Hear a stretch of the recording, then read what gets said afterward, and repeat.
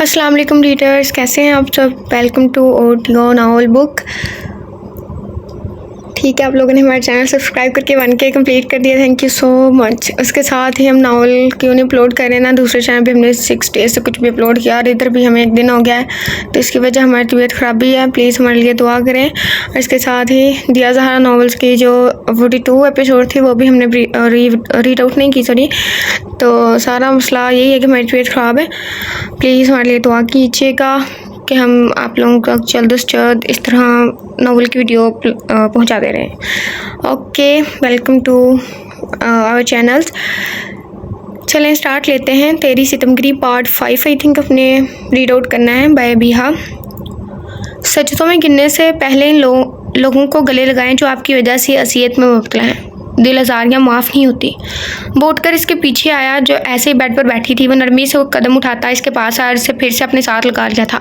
अब बताओ क्या मसला है। वो अपनी गिरफ्त सख्त करता हुआ बोला ताकि वो फिर से इसके हिसार से ना निकल सके। कुछ नहीं, वो घबरा कर बोली थी। फिर इतनी बेचैन क्यों हो। वो गंभीर लहजे में बोला, नहीं तो मैं तो बेचैन नहीं हूँ। वो इसके हिसार से और ज़्यादा घबराई थी।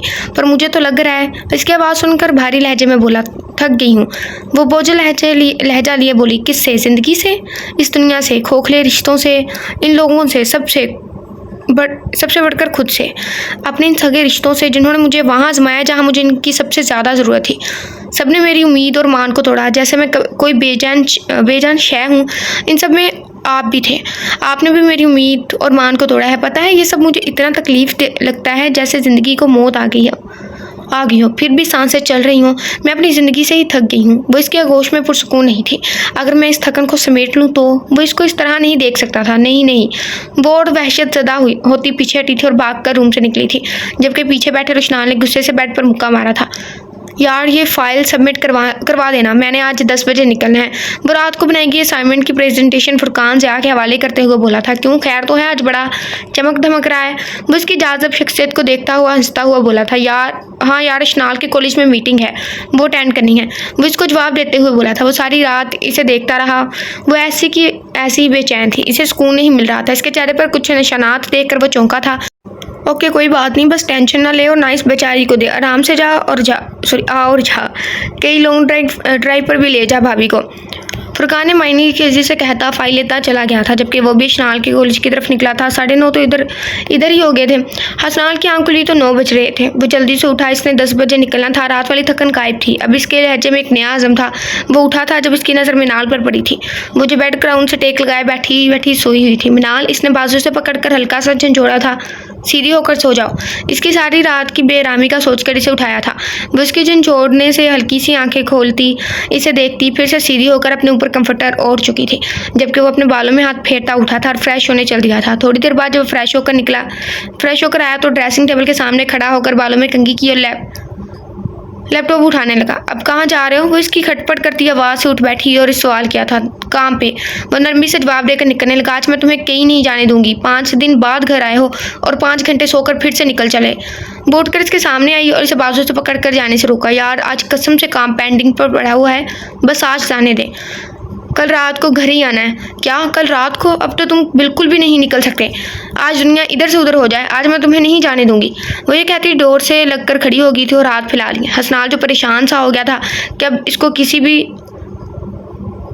तरह जाने नहीं दे रही। इसके हुलिये पर नजर पड़ी तो इसके चेहरे पर मुस्कुराहट आई थी। जो फिरोजी कलर के सूट में बगैर दुपट्टे, बगैर चप्पल के खड़ी थी। बाल आगे पीछे बिखरे हुए थे। इसके बिखरे हुलिये से इसका नाजुक सरापा आया हो रहा था। कसम से मिस, बहुत हॉट लग रही हो। आपकी इस हुस्न से मुकम्मल तौर पर बहक जाना चाहता हूँ। मैं चाहता हूँ कि मुझे दुनिया भूल जाए, बस आप याद रहें। वो ये कहता इसके पास आता, इसके सर के पास हाथ रखकर गंभीर लहजे में बोला, क्या करे हो, जाओ, तुम्हें देर हो रही है ना। वो इसके चेहरे को अपने बहुत करीब देखती हुई घबरा कर बोली थी, ना, ऐसे कैसे, आपने खुद रोका है मुझे। वो नाक इसकी नाक से मिस करता एक ही सेकंड में इसके होश उड़ा गया था। इसका दिल धक धक करने लगा। वो पछताई थी इसे रोक कर। वो बिगड़ा शख्स जब अपनी मनमानी पर आता तो सब कुछ भूल जाता था। अभी तो मैं सिर्फ करीब आया हूँ, आप ऐसे ही लाल हो रही हैं। हाय, जब मैं आपको टच करूंगा फिर क्या आलम होगा। वो इसके खून छलकाते चेहरे को देखकर मायनी खिसी से बोला था, हटो बदतमीज ठरकी इंसान, हर बात पे ठड़क झाड़ना तो ज़रूरी समझते हो। मैं तो इसलिए कह रही थी कि रात को तुम बहुत थके हुए लग रहे थे, रात को तुम्हारी तबीयत ठीक नहीं लग रही थी। वो इसको धक्का मारती दूर हटी थी। रात की बात की, याद रखेगा मेरे 2 चेहरे हैं जो पल पल बदलते रहते हैं। ये कहते दुपट्टा उठाकर इस पर डाला था। टाइम होता तो चप्पल भी पहना देता, पर अभी जा रहा हूँ। इतना ठरकी नहीं हूँ जितना नजर आता हूँ। अल्लाह हाफिज़।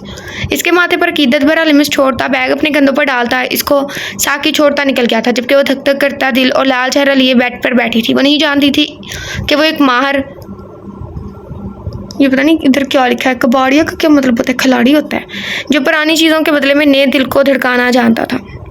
कबाड़िया ही लिखा है क्योंकि कबाड़ी पुरानी चीज़ें लेते हैं। वो चला गया था, लेकिन इस शख्स की खुशबू अभी भी इर्द-गिर्द महसूस हो रही थी। मुलाजमा इस ऑफिस में बैठाकर चली गई थी। वो पीछे बैठा वेट कर रहा था जब अधीर उम्र प्रिंसिपल सर नाज़म को अंदर आते हुए देखा था। एक तो हर प्रिंसिपल का नाम नाज़म ही होता है। अस्सलाम वालेकुम मोहतरम, उन्होंने आते ही कहा था। वालेकुम सलाम सर। वो चेयर से उठता, मुसाफा करता चेयर पर बैठा था। बैठिए। वो हाथ के इशारे से कहते खुद सीट पर बैठे। चाय या कोल्ड ड्रिंक? उन्होंने गेस्ट के हवाले से पूछा था। No sir, no need, thank you. किस सिलसिले में बुलाया आपने? वो सहूलत से इनकार करता काम की बात पर आया था। बात दरअसल ये है नौजवान कि दरअसल हमारे कॉलेज की रेपुटेशन बहुत अच्छी है, एक नाम है। माँ बाप बच्चों पर ट्रस्ट करके यहाँ भेजते हैं। जो भी एडमिशन करवाता है वो काम का सॉरी वो कॉलेज का नाम देखता है, इसका स्टैंडर्ड देखता है। इतनी मरतबा सॉरी तो हमने किसी को नहीं बोला। लेकिन मैं आपसे जो कहना चाह रहा था, मुझे लगता है हमें आपकी बहन को डिसमिस कर देना चाहिए। चलो बहन, इसने जो हरकत की है इससे कॉलेज की और बच्चों को भी शय मिलेगी। वो भी इसी की तरह गलत राह पर चलेंगी। देखिए मोहतरम, कभी कभी खर्च से अदम तवज्जो की वजह से भी गलत राह पर चल पड़ती हैं। घर में इनको प्यार की कमी दी जाती है, इनके साथ रवैया मार धाड़ वाले रखे जाते हैं। 18 साल हो गए मैंने इस टीचिंग करियर में कदम रखा हुआ है। यहाँ मैं लोगों के चेहरे 1 मिनट में पहचान लेता हूँ कि बच्ची की तरबियत कैसी है, बच्ची का ख़ानदान हस्बो नस्ब कौन सा है, इसके घर का माहौल कैसा है। लेकिन आपकी शानदार शख्सियत को देखकर लग रहा है कि ऐसा कुछ नहीं है, बस बच्चों पर ध्यान रखना चाहिए। वो लंबी चौड़ी बात की तहमत बांधते हुए बोले थे। सॉरी सर, लेकिन आपकी बात समझ नहीं आई। आपका ये सब कहने का मतलब क्या है? कुछ बातें मुझे क्लियर करेंगे? मैंने समझी से बोला था। ऐसे कुछ समझ नहीं आ रही थी। ये पढ़ लें, आपको खुद समझ आ जाएगी। वो धीमी आवाज़ में कहते सफ़ा पकड़ा गए थे। इस पेज पर लिखी गई तहरीर पढ़ी तो इसका दिमाग घूम गया। नहायत घटिया 3rd क्लास मोहब्बत का इजहार लड़की ने किया हुआ था, लेकिन टेढ़े मेढ़े जाविये, हैंड राइटिंग के जाविये वाली राइटिंग बिल्कुल भी इश्नाल की मालूम नहीं हो रही थी। यकीनन आपने पढ़ लिया होगा। अब आप खुद सोच लें, ये कॉलेज में रखने के लायक है? जब हमारी मैम ने पूछ कुछ की तो ऊपर से उन्होंने बदतमीजी भी की है। सर नाज़म इसके चेहरे के संजीदा तासरात नोट करते हुए बोले थे। आप अशनाल और इन मैम को बुलवा देंगे प्लीज़? अशनाल ने जिनसे बदतमीजी की है। ओके। इस बात में सर हिलाते बाहर चले गए थे और फिर थोड़ी देर बाद आए थे। थोड़ी देर गुजरी जब मैम और इनके पीछे अशनाल अंदर आई थी। अशनाल की नज़र जब रोशनाल पर पड़ी, इसके चेहरे की रंगत उड़ी थी, इसके हाथ कांपने लगे। अशनाल आगे आओ, मैम ने सख्ती से कहा था। इसकी बात सुनकर वो सहमति आगे आई थी। रोशनाल ने जब भी इसे ऐसे देखा तो इसका हल्का कड़वा हो गया था। एक पेज दें, इसने सर नाज़म से कहा था। सर ने कागज़ रोशनाल की तरफ बढ़ाया था। इधर आओ, इस पेज पर यही तहरीर लिखो। इसने अशनाल को पुकारा था और अपनी पॉकेट से पेंसिल निकाल कर इसे थमाई थी। जी। वो टेबल के पास आते इसके हाथ से पेंसिल लेकर लिखकर इसके हाथ में पेज थमाकर पीछे हट गई थी। अब आप बताएं, इस राइटिंग और इस राइटिंग में कितना फ़र्क है? वो सर नाज़म के हाथ में पेज पकड़ाते हुए बोला। आप अपने 18 साल करियर में लोगों के चेहरा पहचाना तो सीख गए, लेकिन एक राइटिंग नहीं पहचान पाए। मुझे बहुत अफसोस हुआ सर, लेकिन कहना सिर्फ ये चाहूँगा, हकीकत देखने से पहले ज़रूर जान लिया करें, हर तस्वीर के 2 रुख होते हैं। लिहाजा एक रुख को देखकर उल्टे सीधे अंदाजे मत लगाया करें सर। वो इनको शौक में देखकर बोला था। आप इन मैम को किसी पुलिस कांस्टेबल में जॉब लगवा दें, वहाँ ये अपनी ड्यूटी सर अंजाम दे, जराइम में अटी खवातीन को मारकर, मेरी बीवी को नहीं। और आपने कहा था कि इस कॉलेज में पढ़ने के लायक नहीं है। इतनी नाइंसाफ़ी देखकर मेरा ये मानना है कि अदारा ही मेरी बीवी के लायक नहीं। आप डिसमिस करें ना करें, मैं खुद डिसमिस करवाऊंगा। मैं चाहूँ तो 1 सेकंड में ये कॉलेज सील करवा दूँ, लेकिन नहीं। अशनाल बैग लेकर आओ, इसने अब अशनाल की तरफ देख कर कहा था। वो होटल लहजे में कहता उठ खड़ा हुआ, जबकि सर और मैम बोलने के लायक रहे ही नहीं थे। वो तो इसे इसकी बहन समझ रहे थे, लेकिन शिद्दत पसंद शख्स को देख वो सही मायनों में घबराए थे। सॉरी सर, आप बैठें, हम आपसे माजरत करते हैं, साथ में इस बच्ची से भी। वो इसकी शानदार शख्सियत से मुतासिर होते घबरा कर बोले, जो सियालबाज में गजब की शख्सियत का मालिक लग रहा था। आपका ये एक लफ्ज़ इसकी सारी रात की जहनी तकलीफ का अजाला नहीं कर सकती। आपने मेरी बीवी को इतना मेंटली टॉर्चर किया है कि वो बेकसूर होकर भी सारी रात सो नहीं पाई। वो अब की बार सारे लिहाज भूल गया था। अशनाल बाहर जाने लगी जब इस शख्स के लफ्ज़ों ने से नई जिंदगी की नुईद सुनाई थी। इस बार कुछ अनमोल आंसू इसके चेहरे के भिगो गए। इस बार इसकी आंखों में आंसू खुशी के थे। ये आंसू अपनी अपनी ज़ात के मोतबर होने के थे। इसे लगा था कि भारी सेल का बोझ इस पर हट गया था। वो शख्स इसको तपती धूप में एक घना दरख्त लगा था जिसकी छाँव से इसके सारे जिस्म में राहत पहुंची थी। एक सफ़े की वजह से इसकी ज़ात को अंधेरे में धकेल दिया गया था और एक ही सफ़े की वजह से इसी की ज़ात को फर्श से अर्श पर बिठा दिया गया था। वो सोचती रहेगी तो क्या वो इसे सारी रात बेचैन होते देखता रहा था? क्या वो इसकी परेशानी को भांप गया था? मैम सना, माजरत करें इनसे, आपकी एक गलतफहमी की वजह से बच्ची टॉर्चर रही है। आप पहले अच्छी तरह से तस्दीक तो कर लेती तो शायद इतना बड़ा ववेला ना बनता। यह मोहतरम अपना कीमती वक्त निकाल कर यहाँ आए हैं, पर सर वो पेज तो शनाल के बैग से ही निकला है। फिर मैं क्यों माफ़ी मांगूँ? मिस सना सर नाज़म और शनाल की तरफ देखती हुई बोली थी। जो मैं कह रहा हूँ वो करें, आप समाइयाँ देने का कोई मकसद नहीं। आप भी खुद को डिफेंड कर रही हैं। पर सर आप माफ़ी मांग रही हैं या फिर मुझे आपको कॉलेज से डिसमिस करना पड़ेगा? वो अब की बार सख्ती से बोले थे। सॉरी सर, मुझे ऐसा नहीं करना चाहिए था, मैं बहुत माजरत करती हूँ। अगर आप कहते हैं तो मैं शनाल से भी सॉरी कर लेती। मुझे ये बात ऑफिस में करने से पहले सोचनी चाहिए थी, इन्वेस्टिगेशन करनी चाहिए थी। मैं फिर से माजरत करती हूँ। मैम सना सर नाज़िम के सख्त असरात से डरती माजरत कर गई थी। इसकी कोई ज़रूरत नहीं है मोहतरमा, मैं औरतों की बहुत इज्जत करता हूँ, बस मुझे गुस्सा था क्योंकि मेरी बीवी का किरदार घिरा हुआ नहीं हो सकता। ये यकीनन पहली और आखिरी बार है कि मैं इस घटिया इल्ज़ाम की वजह से कॉलेज आया हूँ। आइंदा ज़रा एहतियात कीजिएगा। ओके मिस सना, अब आप जा सकती हैं, सर नाज़िम ने कहा था। रोशनाल साहब बैठिए। मैम सना चली गई थी जब वो इसको खड़ा देखकर बोले थे, आप आज बच्ची को ले जाएं जब तक वो खुद कॉलेज ना आना चाहे। बेशक इन्हें फोर्स ना करें, मुझे भी लगता है कि इनको कुछ दिन सुकून से रहना चाहिए। वो आराम से कहते इसे पुरसुकून कर चुके थे। अशनाल बैग लेकर आई तो इस शख्स की चुभती निगाहें देखकर मजीद खौफज़दा हुई थी। इसे पता था वो क्यों घूर रहा था।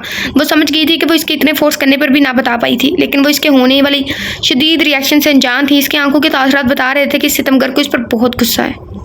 चलो कॉलेज में तो गुस्सा नहीं दिखाया, पता नहीं बाहर क्या करेगा।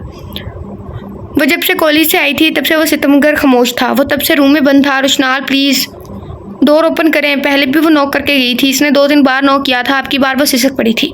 इशू प्लीज़ चली जाओ, मुझे पहले ही बहुत गुस्सा है, खामखा तुम पर निकल जाएगा। वो अपने हाथों की मुट्ठियों को खींचते बोला, गुस्सा छोड़कर बेशक मार लें पर ऐसे नाराज़ तो मत हो। वो सिसकते हुए बोली थी, मैं तुम पर गुस्सा करूँ तब तुम्हें मसला, मैं खफा हूँ तब तुम्हें मसला, मैं नाराज़ हूँ तब तुम्हें मसला है, मैं तुम्हारी ज़ात को जानने की कोशिश करूँ तब तुम्हें मसला है, मैं तुमसे लातल्लुकी बरतूँ तब तुम्हें मसला। बता दो आखिर चाहती क्या हो। वो दरवाज़ा खोलकर अब की बार ऊंची आवाज़ में बोला, सॉरी ना, मुझे लगा आप मेरा यकीन नहीं करेंगे और कॉलेज में सबके सामने मेरी बेइज्जती कर देंगे। वो इसकी सख्त नज़रों से खाइफ होती हुई बोली थी, हाँ तुम्हें लगा मैं बेगैरत हूँ जो तुम्हारी बेइज्जती करने से खुश हो जाऊँगा।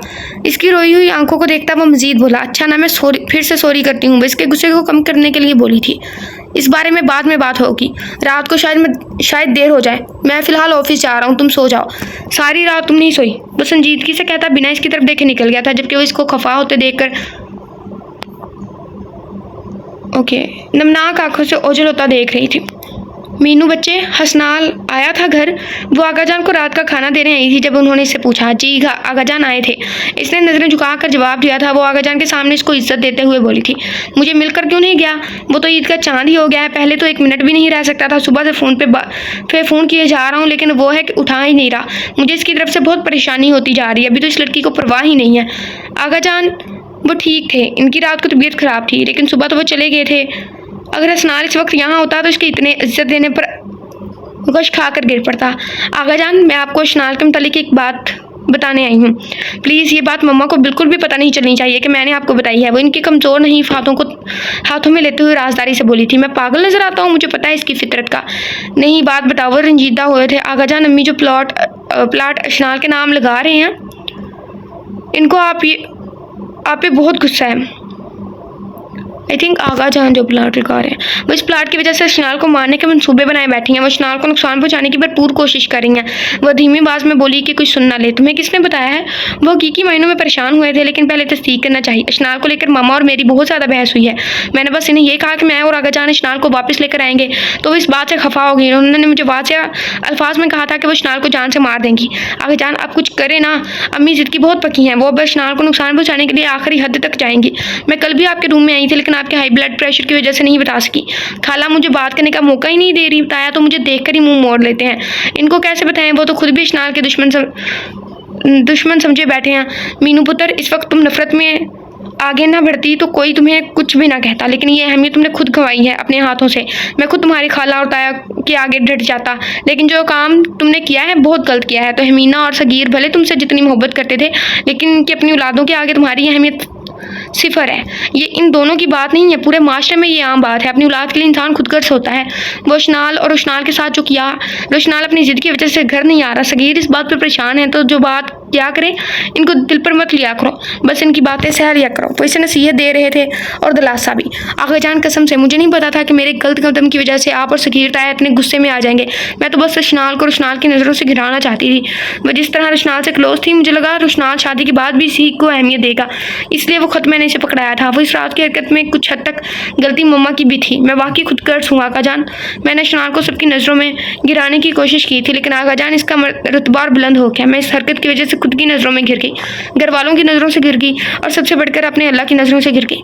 वह ये कहती रोने लगी थी, सनाल पुत्र तुम। आगा जान इसको देखकर घबरा से गए थे। वो जो दरवाजे के बीचों बीच खड़ा बेयकीनी की जद में था। वो तो आगा जान की 20 मिस कॉल देखकर आया था। इसे अंदेशा था कि शायद आगा जान की तबीयत खराब ना हो गई हो, लेकिन वो आगा जान की वजह से आज घर जल्दी आया था। लेकिन अपनी इस प्यारी बीवी के मुंह से इसका जुर्म सुनकर सन्नाटों की जद में था। चलो, एक खत्म होता है रोला और दूसरा बढ़ जाता है। इसकी बीवी अपना जुर्म अपने मुंह से बता रही थी। आगा जान के मुंह से असनाल का नाम निकलने की देर थी कि मिनाल के पैरों तले से ज़मीन निकली थी। मिनाल ने इसकी आंखों में क्या नहीं देखा था। इसकी आंखों में बेतबारी, बेयकीनी, दुख, गुस्सा और पता नहीं न जाने क्या क्या था। लेकिन इस शख्स की आंखों में मान टूट जाने की किरचियाँ थी। वही शख्स की निगाहों में देख न पाई। वो साकित खड़ा था। तुझ पे जो मान था टूट गया, खामोश अहदों पे माँ था वो टूट गया। हसनाल मिनाल उठी थी बात को संभालने के लिए, लेकिन वो शख्स निकल गया था। जबकि आगा जान ने उठना चाहा, लेकिन वो उठ नहीं सके थे। शुगर की वजह से उनकी हड्डियों में इतना दम नहीं रहा था। वो इस लम्हे को बचता रहे थे कि उन्होंने इसे कॉल क्यों की। वो इस लम्हे को बचता रहे थे कि इसकी वजह से इस घर के आखिरी फर्द का भी मान टूट गया था। उन्होंने बेबस होकर बेड ग्राउंड से सर टिका लिया था। हसनाल वो आवाज़ें देती, तड़प इसके पीछे भाग रही थी। वो इसकी चौड़ी पुश्त को देखती इसका ताक़ुब करने लगी, जो लंबी राह दीदी से जा रहा था। वो हाल की डोर से निकला। पीछे पीछे मिनाल थी, रोती धोती इसके पीछे गिरती पड़ती गई थी, जो तेज़ कदमों से जा रहा था। सनाल प्लीज़, मुझे पता है तुम मुझे गलत समझ रहे हो। वो हाल की डोर से निकलती ऊंची आवाज़ में बोली थी। वो इसके लफ्ज़ सुनकर एक सेकंड के लिए रुका, पलटकर थोड़ा सा पीछे हुआ आया था। घटिया लड़की हो तुम, हद से गिरी नीच सोच की, अपनी बहन के दामन में कांटे पिलाने वाली बेशरम और बेहया औरत। मिनाल को इसके अल्फाज में वाज़ह नफरत दिख रही थी। इसके लफ्ज़ों से इसे अपना जिस्म चलता हुआ महसूस हुआ था। हसनाल प्लीज़, तुम्हारा खफा होना बनता है। तुम मुझे जो सज़ा दोगे मैं कबूल कर लूँगी। सज़ा इनको दी जाती है जिनसे कोई तल्लुक वास्ता रखा जाता है। तुम इस काबिल नहीं हो कि तुमसे वास्ता या तल्लुक रखा जाए।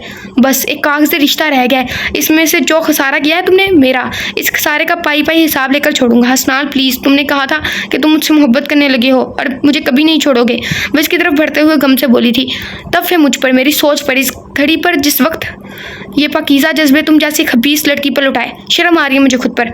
इसने आज सारी तमीज़ पीछे छोड़ दी थी। क्या मतलब? वो टूटा लहजा लिए बोली थी, यानी वो इससे खेल रहा था। अपने गुजरे हुए याम से नफरत मुझे, अपनी बेकार तमन्नाओं पे शर्मिंदा हूँ मैं। लब चबा कर इसने इस पर इसकी हैसियत वाज़ह की थी। प्लीज़ प्लीज़, मैं सबसे माफ़ी मांग लूँगी। इसने बहुत दलील दी थी। तुम कहते हो तो मैं इशनाल के पाँव पर जाऊँगी।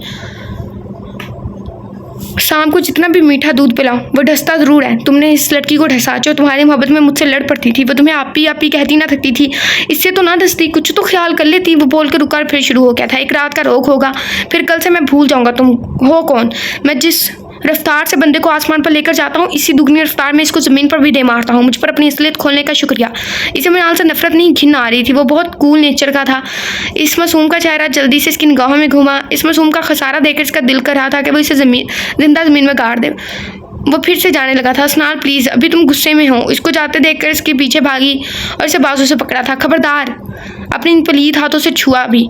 आइंदा मेरे बीच में आई तो मैं देखूंगा नहीं कि तुम हो कौन। ये कहते इसके बाजू को झटका देकर नीचे फेंक कर निकलता चला गया। हसनाल, इसके फेंकने से इसका सर गमले से लगा। वो दर्द की शिद्दत सहते बस इसका नाम ही ले सकी थी। इसके जाने के बाद सो नहीं सकी थी। इसके कपड़े पहने, धोए, फिर इस्त्री किए थे, हैंग करके इसके रूम में रख कर आई थी। आज वो इसके काम जिम्मेदारी समझकर नहीं बल्कि दिल से कर रही थी। वो इसके लिए बिरयानी बना कर रखी थी। वो खुद सोचों के भनर में डूबी हुई थी। वो इस सितमगर को बस सोचे जा रही थी कि कैसे इसकी वजह से इस पर से इल्ज़ाम हटा था। वो जब बैग लेने क्लासरूम में गई थी, मैम सना ने इससे सॉरी किया था। क्लास वालों ने भी नज़रें झुकाकर माफ़ी मांगी थी। आज अगर उछनाल ना होता तो इस पर तोहमत का दाग कभी नहीं हटता। इसकी नज़रों में इस शख्स के लिए इसका मुकाम और बढ़ा था। कल रात अपनी बदनामी का डर था, आज इस शख्स की नाराज़गी का डर था। अब भी से परेशानियों की इतनी आदत हो गई थी कि जब परेशानी को खुद के सुपुर्द ना कर लेती तब तक इसे चैन नहीं मिलता था। वो इन्हीं परेशानियों में गुम थी जब डोर खुलने की आवाज़ आई। इसने खिड़की से देखा, वो डोर बंद करके अंदर ही आ रहा था। इसको देखकर जल्दी से पानी का गिलास ट्रे में रखा था इसके रूम में जाने का वेट करने लगी। वह जब रूम में चला गया इसके पीछे पीछे आई थी ये पानी पीने। वो फाइल दराज में रख रहा था जब वो अंदर आती से पानी मांगी थी। वो चुपचाप पानी लेकर बेड पर बैठा और पीने लगा, बोला कुछ नहीं। अशनाल को नाराजगी इसके चेहरे से मालूम हो रही थी। खाना लगा दूं आपके लिए? वो मजीद इसकी खामोशी तोड़ने की खातिर बोली। भूख नहीं है मुझे। ये कहते इसके चेहरे के जेवर मजीद बिगड़े थे। मुझसे नाराज़गी है तो खाने से तो मत रखें, इस ऐसे अल्लाह ताला नाराज़ हो जाता है। वो इसे इशू बनकर इमोशनल करने लगी थी। शोहर से बात छुपाने से भी अल्लाह नाराज़ हो जाता है। वो भी आज नाराज़ सा सुपरमैन लग रहा था। मुझे डर लग रहा था कि आप मुझे ही कसूरवार समझेंगे।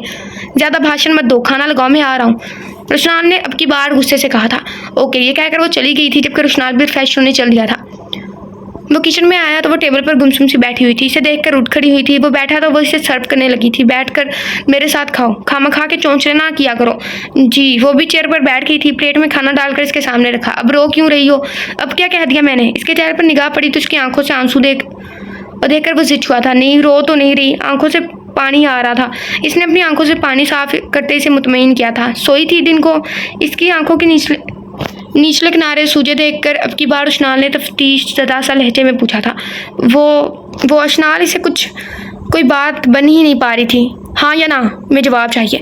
पिछले दिनों टेस्ट होते रहे थे तो मैं बिजी थी, इस वजह से आपके कपड़े नहीं धो पाई। आज अकेली थी तो वो बस धोए हैं। अशनाल ने नज़र झुकाकर तफसीलन बात बताई थी। अच्छा खाओ। इसने चावलों से भरी चम्मच इसके मुंह के आगे की थी। वो भी खामोशी से खाने लगी। इसकी बात सुनकर अशनाल का दिल किया इसको सीने से लगा ले, इसकी सारी थकन दूर कर दे, लेकिन वो फिलहाल इसे डिस्टर्ब नहीं कर सकता था। इसे खिलाकर खुद खाया और नैपकिन से हाथ साफ किए थे। कहाँ जा रही हो? इसको उठता देखकर संजीदगी में पूछा था। वो आपके लिए चाय बनानी है इसलिए। अशनाल ने सफाई दी कि वो मजीद खफा ना हो जाए। बैठो, मैं खुद बना लेता हूँ। पहली दफ़ा वो इसे इतना काम का बर्डन देखकर बेसुकून हुआ था। पहले वो उठा, प्लेट सिंक में रखी और खुद चाय बनाने लगा। वो कपों में चाय डालकर टेबल पर रखी। इसको टेबल पर सर रखे किसी गहरी सोच में गुम पाया। इसकी आंखों से मुसलसल पानी निकल रहा था। अशनाल उठो, अपने रूम में जाकर सो जाओ। इसका इरादा इसे चाय पिलाने का था, लेकिन इसकी आंखें देखकर इसे रूम में जाने को कहा था। मुझे चाय पीनी है। वो उठती अपनी आंखों से आता पानी साफ करती चाय का कप उठाती हुई बोली थी। वो चाय का कप उठाकर पीने लगी। ओके, तुम इंजॉय करो, मेरा कुछ काम है, मैं रूम में जा रहा हूँ। वही कहकर वहाँ से चला गया था। अशनान इसके जाने के बाद थोड़ी सी चाय पीकर प्लेट्स और सास पैन धोकर रखा था। कुछ सोचते इसके रूम में चली आई। नो किया। इसकी इजाज़त पाकर वो इंटर हुई थी, जो बैकग्राउंड से टेक लगाए लेटने वाले अंदाज में बैठा लैपटॉप पर काम कर रहा था। कोई काम था? इसने नज़र उठाकर पूछा और फिर से नज़रें झुका ली थी। नेवी ब्लू सूट में गजब की मर्दाना वजाहत के हमरा अपने नब्बेतुले अंदाज में सर्द लहजे में गुफ्तगू करता ये शख्स इसके दिल की धड़कनों को मुंतशिर करने की भरपूर सलाहियत रखता था। ऊपर से जिस तरह आज इस शख्स की वजह से कॉलेज में इसका रुतबा बढ़ा था, वो शख्स की दासी बन जाने को भी तैयार थी। जी नहीं। इसकी आवाज़ सुनती ही वो बेड की दूसरी साइड पर आई थी और चप्पल उतारते इसके पास बैठ गई थी। तुम्हारी तबीयत तो ठीक है ना? वो इसके इस तरह पहली दफ़ा खुद करीब आने से चौंक गया था। बेदाग सफ़ेद चेहरे की रंगत की वजह से इसकी आंखों के नीचे हल्के साफ नज़र आ रहे थे। इसकी आंखों से मुतवातर पानी आता देखकर वो परेशान हो गया था। वो कल की तरह आज भी इसे बेचैन ही लग रही थी। रुशनाल ने इसकी गाल पर हाथ रखकर इसका बुखार चेक किया था। जी ठीक है। वो इसको अपने लिए फिक्रमंद होता देखकर रुशनाल ने इसका लैपटॉप उठाकर बेड पर रखा और खुद इसकी गोद में से रख लिया था, जबकि रुशनाल इसके पहले दफ़ा खुद के करीब आने से साकित हुआ था। मुझे पता है आप नाराज़ हैं। वो थोड़ी ऊपर होती इसके सीने पर सर रखती एक बाजू इसके गिर्द बांधती हुई बोली थी। मैं नाराज़गी मैं इस लफ्ज़ों में रखता हूँ, दिल में नहीं। इसने संजीदा सा जवाब दिया था। मुझे नींद आ रही है। वो लाड से बोली थी। तो मैं क्या करूँ? रुशनाल ने खूफकी से कहा। मुझे सुला दें। वो उसके हाथ अपने बालों पर रखकर बड़े मान से बोली थी। इसकी बात सुनकर रुशनाल ने कोई जवाब नहीं दिया। वो वैसे ही मसनूई गुस्सा दिखा रहा था। जिस मान से आई थी इस तरह वो इसका मान तोड़ना नहीं चाहता था। इस पे बेपनाह प्यार भी आ रहा था कि वो आज खुद इसके पास आई थी। वो इसके सर पर हाथ फेरने लगा। सारी रात जागने की वजह से अशनाल 5 मिनट में नींद की वादियों में चली गई थी। अशनाल, रुशनाल ने पुकारा, लेकिन इसकी सांसों से मालूम हुआ कि वो सो गई है। तौबा इस लड़की से भी। सोते हुए भी दुपट्टा उतारना गुनाह समझती है। इसके सर पर दुपट्टा देखकर उलझन हुई थी। इसने झुककर इसके दुपट्टे की गिरा खोली और इसके सर से दुपट्टा उतार कर साइड पर रखा था ताकि वो कंफर्टेबल होकर सोए। लेकिन बिना दुपट्टे के तो हमेशा की तरह इसके होश उड़ा गई थी। वो अपने ही जज्बों से घबरा गया था। इसके गले में पड़ा इसके नाम का लॉकेट इसे आज नजर आया था। जामनी माइल सूट में बेतहाशा दमकती इसकी रंगत इसके गुलाबी चेहरे को पुरकशिश बना रही थी। वो इसके माथे पर लब रखता इस पर कंफर्ट उड़ाते लैपटॉप लिए लाउंज में आ गया था। इसने काम करना था। वो इसके पास बैठकर वो बिल्कुल भी नहीं कर सकता था, क्योंकि वो इसकी कशिश में खींचता चला जाता था। मिनाल मिनाल क्या हुआ है, पागल तो नहीं होगी? तहमीना बेगम ने इसको रूम में नीचे ज़मीन पर अपने बाल खींचते और रोते हुए देखा। इसको इस हालत में देखकर परेशान से इसके पास बैठी थी। मम्मा, आज इस घर के आखिरी फर्द का मान भी मुझ पर से टूट गया है। मम्मा, मैं बहुत बुरी हूँ। वो रोकर इनके साथ लगी थी। किसका? वो अपनी सगी बेटी को इस हाल में नहीं देख सकती थी, हसनाल का। मम्मा, वो मुझे छोड़ देगा। मम्मा, वो अपना नाम मुझसे छीन लेगा। क्यों छोड़ेगा वो तुम्हें? अपने हक के लिए लड़ना सीखो। डर डर कर रहोगी तो वो ज़्यादा तुम पर हैवी होगा। वो इसे नए सबक दे रही थी। इसे ज़्यादा सर पर चढ़ाओगी तो वो ज़्यादा सर पर चढ़ेगा। अम्मी, मुझे आज पता चला है बाबा ने दूसरी शादी क्यों की। वो अपना गम भूल गई थी, क्योंकि आपकी इस गलत सोचों की वजह से बाबा आपसे दूर हुआ है। आपने अपनी अना की वजह से बाबा को खोया है। अब जो सबक मुझे दे रही हैं, आपने जो मकाम बाबा को नहीं दिया, आपका दिल है वो अपने शोहर को ना दूं। अम्मी, मेरी गलती है, मैं इसकी माफ़ी मांग कर कफ़ारा अदा करूंगी। वो उनका हाथ थामते रो पड़ी थी। तुम्हारी खुशफहमी है कि हर जाना भरने के लिए तुम जिंदा बच सकोगी तो कफ़ारा अदा करोगी। उन्होंने तलखी से भरपूर लहजे और नफरत में कहा था। मुझे कबूल है, बेशक इस कफ़ारे में मेरी जान ही क्यों ना चली जाए, मुझे मंजूर है अम्मी, लेकिन मैं आपकी तरह अना की फसील खड़ी नहीं करूंगी। तुम नसीहत के काबिल ही नहीं हो। वो इसे पीछे धक्का देती उठ खड़ी हुई थी। आपकी अच्छी नसीहत होती तो मैं ज़रूर कबूल करती। वो इनको बाहर निकलता देखकर ऊंची बोली थी, लेकिन वो चली गई थी। जबकि मिनाल पीछे मायूं वाली रात को सोचने लगी जिस दिन इसने एक मासूम को जहन्नुम में झोंका था। वो रात बार बार इसके सामने खौफनाक याद बनकर आ रही थी। माया वाली दोपहर एक मंजर ने इसको जलाकर राख किया। वो मंजर जो हसद की आखिरी हद में ले गया। 6 महीने पहले की एक रात इसको हसद के मुकाम पर लेकर गई थी। बिफोर 6 मंथ, 6 मंथ पहले। इस दिन दोपहर को समीना बेगम ने इशनाल को थप्पड़ मारा था। वो कमरे में बंद थी। खाला जान, इशू नजर नहीं आ रही, कहाँ है वो? इशनाल ने इशनाल का पूछा था। इसके रूम में देखो। वो बाजार तो ठंडे लहजे से बोली, लेकिन इनका दिल जलकर खाक हुआ था। लेकिन वो अपने जले दिल को ठंडा कर लेती थी इशनाल पर तशद्दुद करके। मिनाल जो इशनाल को सुन रही थी वो जलबुन उठी थी। मयू वाले दिन रुशनाल को इसकी फिक्र थी। वो इनकी बात पर सर हिलाता ऊपर आया था। इशू बच्चे, सॉरी आपने कल ड्रेस का कहा था, लेकिन कल मैं बिजी था। इसने इशू का डोर नॉक किया और अंदर चला आया था। वो अंदर दाखिल हुआ। वो रो दी थी। सॉरी इशू, रो तो मत, मुझे पता है तुम मुझसे नाराज़ हो यार, कल मैं बिजी था। इसे लगा कि वो इसकी वजह से रो रही है। इसने ड्रेस और मैचिंग चूड़ियाँ नहीं ला कर दी थी, तब वो नाराज़ बैठी हुई है। सुपरमैन, ये कहकर इसके हाथों पर चेहरा रखकर वो सिसकियों से रो दी थी। क्या हुआ है? इसको इतना ज़्यादा रोता देखकर वो परेशान हो गया था और इसका चेहरा ऊपर किया था। ये किसने किया है? इसके चेहरे पर जख्मों के निशानात देखकर वो चौंका था। सुपरमैन, मैं गिर गई थी। ये कहते हुए इसकी हिचकियों में इजाफा हुआ। इशू बच्चे, ध्यान रखा करो ना। रुशनाल ने इसे अपने साथ लगाया था। मिनाल जो तजस्सुस के हाथों मजबूर होकर आई थी, इसको इसके गले लगे देखकर इसे अपना जिस्म चलता हुआ महसूस हुआ था। चलो छोड़ो, आओ आज तुम्हारे लिए सरप्राइज़ है। अपने होने वाले शोहर को इसकी इतनी परवाह करता देखकर नफरत का डेरा इसके अंदर जमकर रह गया था। वह रूम में आई थी अपनी हर चीज़ बिखेर कर। अपनी मायों वाला जोड़ा नीचे फेंका, ड्रेसिंग टेबल से चीज़ें तक नीचे गिरा दी। वो बेड पर गिरकर रोने लगी। इससे नफरत का जोर बढ़ता जा रहा था। वो नफरत में इतनी अंधी हुई कि अपना ही मायों वाला जोड़ा जला दिया था। इसे जहर देने की ज़रूरत ही नहीं पड़ती। माँ की एक बात इसके जहन में आई तो शैतानी मुस्कुराहट चेहरे पर आई थी। अगर वो सोच लेती कि ये मुस्कुराहट इसे मौत की अज़ियत देगी तो वो करने से पहले 10 बार सोचती ज़रूर, लेकिन इस पे हसद और नफरत का जुनून सवार था।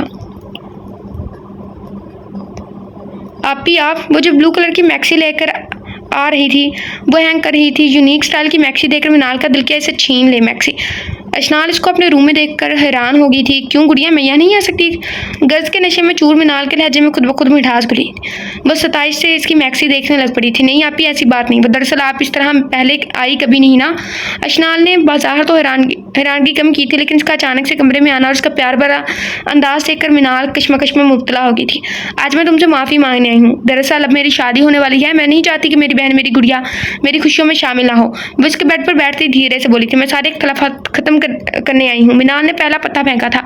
आप तो कहते हैं कि मैं आपको बहुत बुरी लगती हूँ। आप मेरी शक्ल भी नहीं देखना चाहती। अशनाल ने परेशान सा कहा था। बुरी लगती थी, लेकिन अब नहीं। वो ये कह उठी थी। इसको हाथों को पकड़कर अपने पास बिठाया था। पर गुड़िया, तुम मेरी इकलौती बहन हो। मैं जानती हूँ कि तुम मेरे साथ मेरी शादी में रहो चाहती हूँ। गर्ल्स हो तो लहजे खुद ब खुद मीठे हो जाते हैं। गर्ल्स निकाल कर इंसान जहर से भी कड़वा बन जाता है। यही हाल इस वक्त मिनाल का था। तुम्हें देखकर लगता है बहुत खफा हो गुड़िया। अपनी आपी को माफ़ नहीं करोगी? वो नम लहजा लिए इसे ब्लैकमेल करती बोली। नहीं आपी, ऐसी बात नहीं आपी, अब बहुत अच्छी हैं। वो शिद्दत से इसके गले लगी थी। आज 8 साल बाद वो बाप की बेटी के हवाले से एक बहन बनकर मिली थी, तो खुशी क्यों ना होती। इस मासूम को इतनी खुशी थी, वो खुद को हवाओं में उड़ता हुआ महसूस कर रही थी। आपी, मैं आपके लिए कॉफ़ी बना कर लाती हूँ। दोनों इकट्ठी पिएंगे। वो ऐसे कह रही थी जैसे वो बैरून मुल्क से आई हूँ, लेकिन गुम हो गया, मिल गया। लेकिन इसकी खुशी का कोई अंदाज़ा नहीं लगा सकता था। नहीं गुड़िया, तो मेरे साथ बैठकर बातें करो, अच्छा लग रहा है मुझे। अपनी अहमियत देकर मिनाल को कमीनी सी खुशी महसूस हुई थी। इसे लगा कि वो ये काम आसानी से कर लेगी। इसके नाना करने पर भी इशनाल इसके लिए नगेट्स, पकौड़े और चाय के लिए आई थिंक चाय ले आई थी। यार ये लेकर आओ, मेरे रूम में चलते बातें करेंगे, मूवी भी देखेंगे, चिल करेंगे। अशनाल इसके पीछे पीछे चल रही थी। वो दोनों 5 बजे से लेकर तकरीबन 8 बजे तक बातें करती रही। आप ही मायूं वाला सूट नहीं पहने, मैं फ़ोटो खींचूंगी आपकी। अशनाल ने मासूम सी फरमाइश की थी। गुड़िया क्या बताऊँ, इस्त्री करते वक्त मेरे कपड़े ही जल गए। यार मम्मा डांटेंगी ना मुझे। आप इतनी छोटी सी बात को लेकर परेशान क्यों हो रही हैं? मैं आपको अपनी मैक्सी ला देती हूँ, अशनाल ने बड़े दिल से कहा था। सच्ची? मिनाल जोर से इसके गले लगी थी। मुच्ची आप ही मैं लेकर आती हूँ। ये कहकर वो 5 मिनट में मैक्सी पे मैचिंग चूड़ियाँ ले आई थी। आप ही मम्मा आ जाएंगी? यार नहीं आएंगी, वो रात को आएंगी। मामा और खाला शॉपिंग करने गई हुई थी। मिनाल ने अशनाल को मुतमईन किया। ताया भी इनके घर नहीं थे। अशनाल तो ज़्यादातर घर के बाहर ही पाया जाता था। अशनाल और सगई साहब इकट्ठे आते थे। अशनाल इसकी बात सुनकर मुतमईन हो गई थी, क्योंकि 1 मिनट भी इसे मिनाल के पास फटकने नहीं देती थी। फिर वो 2-3 घंटे हल्ले गुले में पिक बनवाती रही थी। अशनाल तो हवाओं में उड़ती फिर रही थी कि आज इसकी आपी से बुला रही हैं। आपी सब आए तो आपने पिक्स बनवानी फैमिली ग्रुप में, मैं स्टेटस लगाऊंगी, सबको भी तो पता चले कि मेरी आपी कितनी प्यारी हैं। वो तालियां मारते पुरजोश हुई थी। आपी कसम से आपने इतनी अच्छी बनाई है, लगता ही नहीं है कि आपने कभी कोई काम ना किया हो। वो रात 11 बजे इसके हाथ की कॉफ़ी पीकर इस बहन के कसीदे पड़ी थी, जो कुछ ही पल में इसकी ज़िंदगी में ज़हर घोलने वाली थी। स्पेशल तुम्हारे लिए बनाई है, मिनाल ने मानी खेजी से हंसते हुए कहा था, क्योंकि जो चाय इसने अशनाल को दी थी इसमें नशा और महलूल था, जिससे अशनाल को नुकसान तो नहीं पहुँच सकता था, पर ये सोच सिर्फ मिनाल ने कि अशनाल को बाकी नुकसान नहीं पहुंच सकता। लेकिन इसको कितना नुकसान होना था ये वो जान लेती तो उसके रोंगटे खड़े हो जाते। ये तो अशनाल से पूछता वो कैसे कैसे पल पल मरी थी। किसी की नज़रों से गिरना मौत से बदतर होता है, वो तो सबकी नज़रों से गिरने वाली थी। यार आप ही ऐसे लगता है मैं गिरने वाली हूँ, मुझे चक्कर आ रहे। अशनाल का जी मितलाया था, क्योंकि चाय में नशा भी काफ़ी हैवी था। गुड़िया मुझे भी लगता है तुम्हें रेस्ट करना चाहिए, 11 बज के हैं, सो जाओ। मिनाल अब मतलब पे आई थी। कल मेरी मेहंदी है, मैं चाहती हूँ कि तुम एक्टिव रहो। ओके गुड नाइट, आप ही मैं चाह रही हूँ, वो जमाइयाँ लेती हुई बोली थी। वही कहकर उसके पास आई और उसके गाल पर प्यार करके जाने लगी थी। गुड़िया बात सुनो, मेरा एक काम करोगी?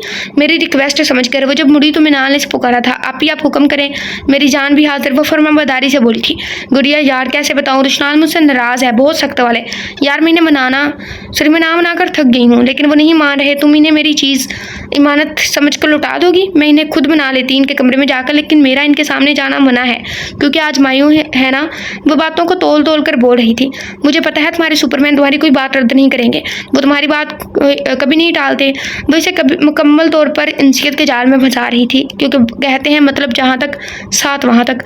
वो ना सिर्फ रुशनाल की नज़रों से इसे घिराना चाहती थी, बल्कि रुशनाल की ज़िंदगी से, इसकी सोचों से निकलवाना चाहती थी। वो चाहती थी रुशनाल के नाम से भी नफरत करे। ये लो, ये इनको दे देना।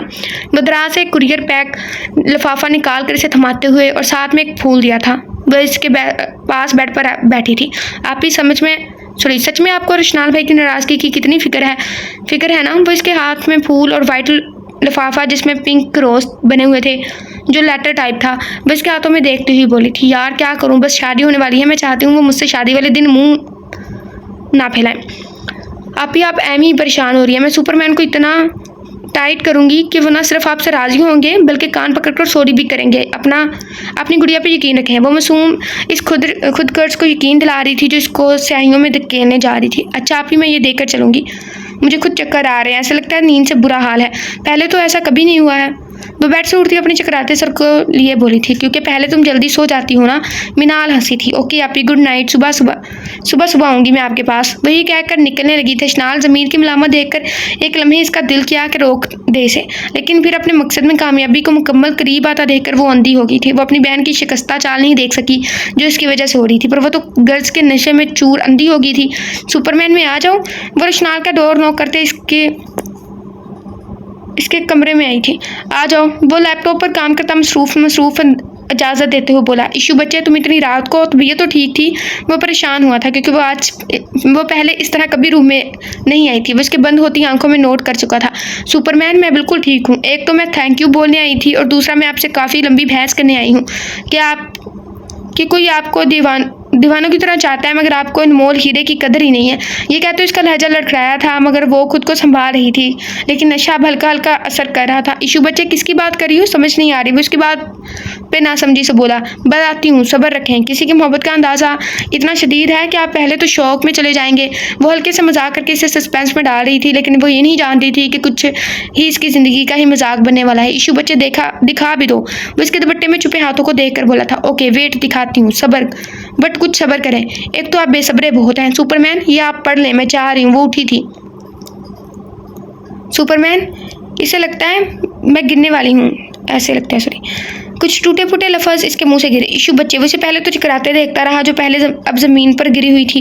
वो लिफाफा वहीं रखता, इसका कुरियर इसने खोल लिया था। फूल और कुरियर वहीं रखता तेज़ी से इसकी तरफ आया था। इशू बच्चे, आंखें खोलो, तुम्हारी तबीयत तो ठीक है ना? सुपरमैन, मुझे यहाँ दर्द हो रहा है। वो सर पर हाथ रखकर सिसकी थी। अच्छा उठो, मैं कोई पेन किलर लाता हूँ। रुशनाल इसकी हालत से परेशान हो गया था। मुझसे नहीं उठा जा रहा सुपरमैन। वो सर में उठती ठेसों पर बामुश्किल उठते हुए बोली थी, जबकि रुशनाल ने इसकी हालत को समझते बाजू में भर लिया था और बेड पर लिटाया था।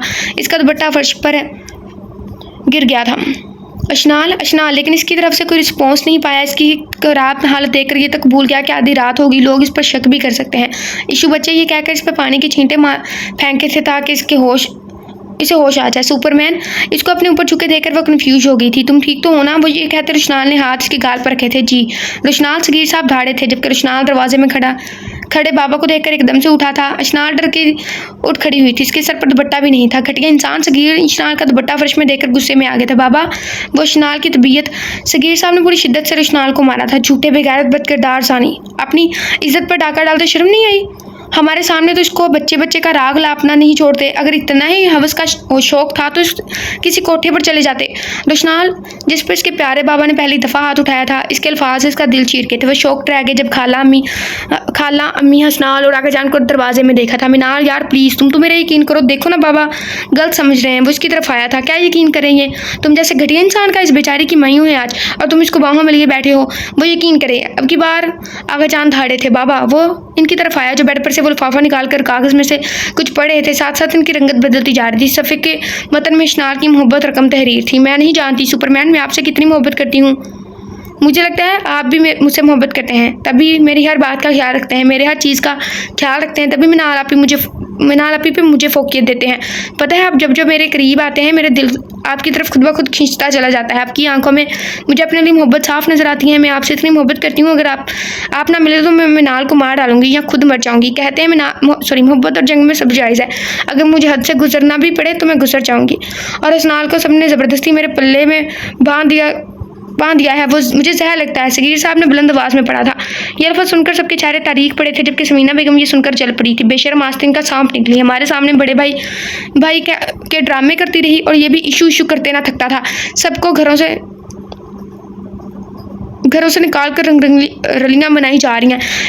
ओके, ये कितने गलत वर्ड यूज़ कर रहे हैं। वो इसका थप्पड़ मारते इसके बाल खींच कर बोली थी, अम्मी ये कसम मुझे कुछ पता नहीं है। इसका सर जो कांप रहा था। सुपरमैन, आप तो मेरा यकीन करें, हट जाओ मेरी नज़रों से, कुछ कर दूंगा मैं।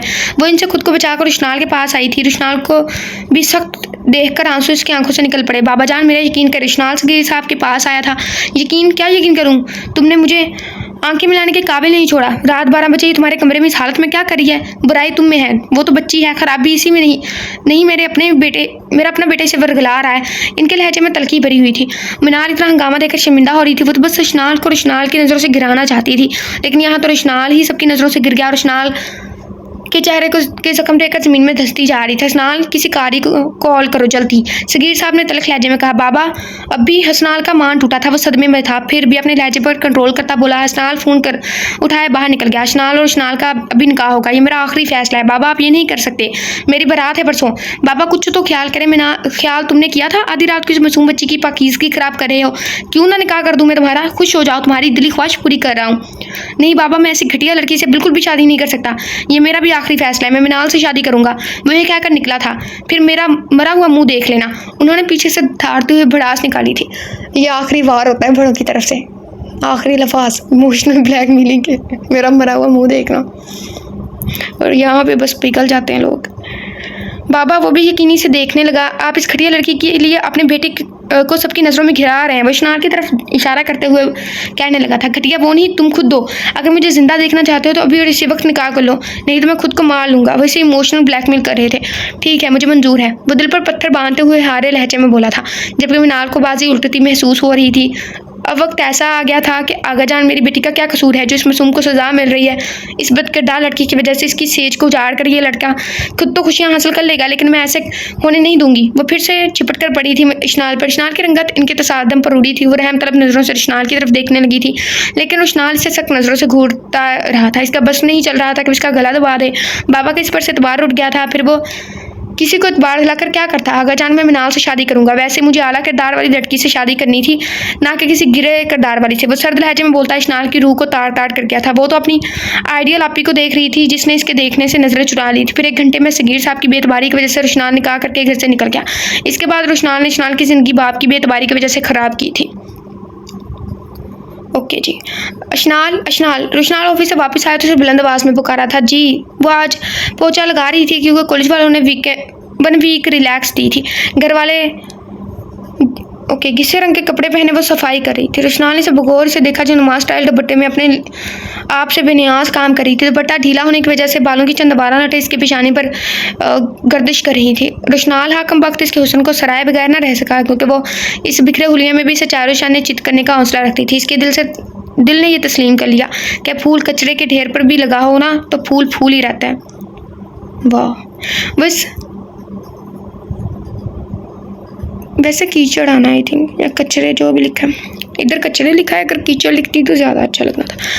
वह इस कचरे के ढेर की वजह से अपनी रंगत खो नहीं देता, बल्कि वो ज़्यादा पुरकशिश लगता है। जी आपने बुलाया मुझे। वो अभी इससे मुहतात ही रहती थी।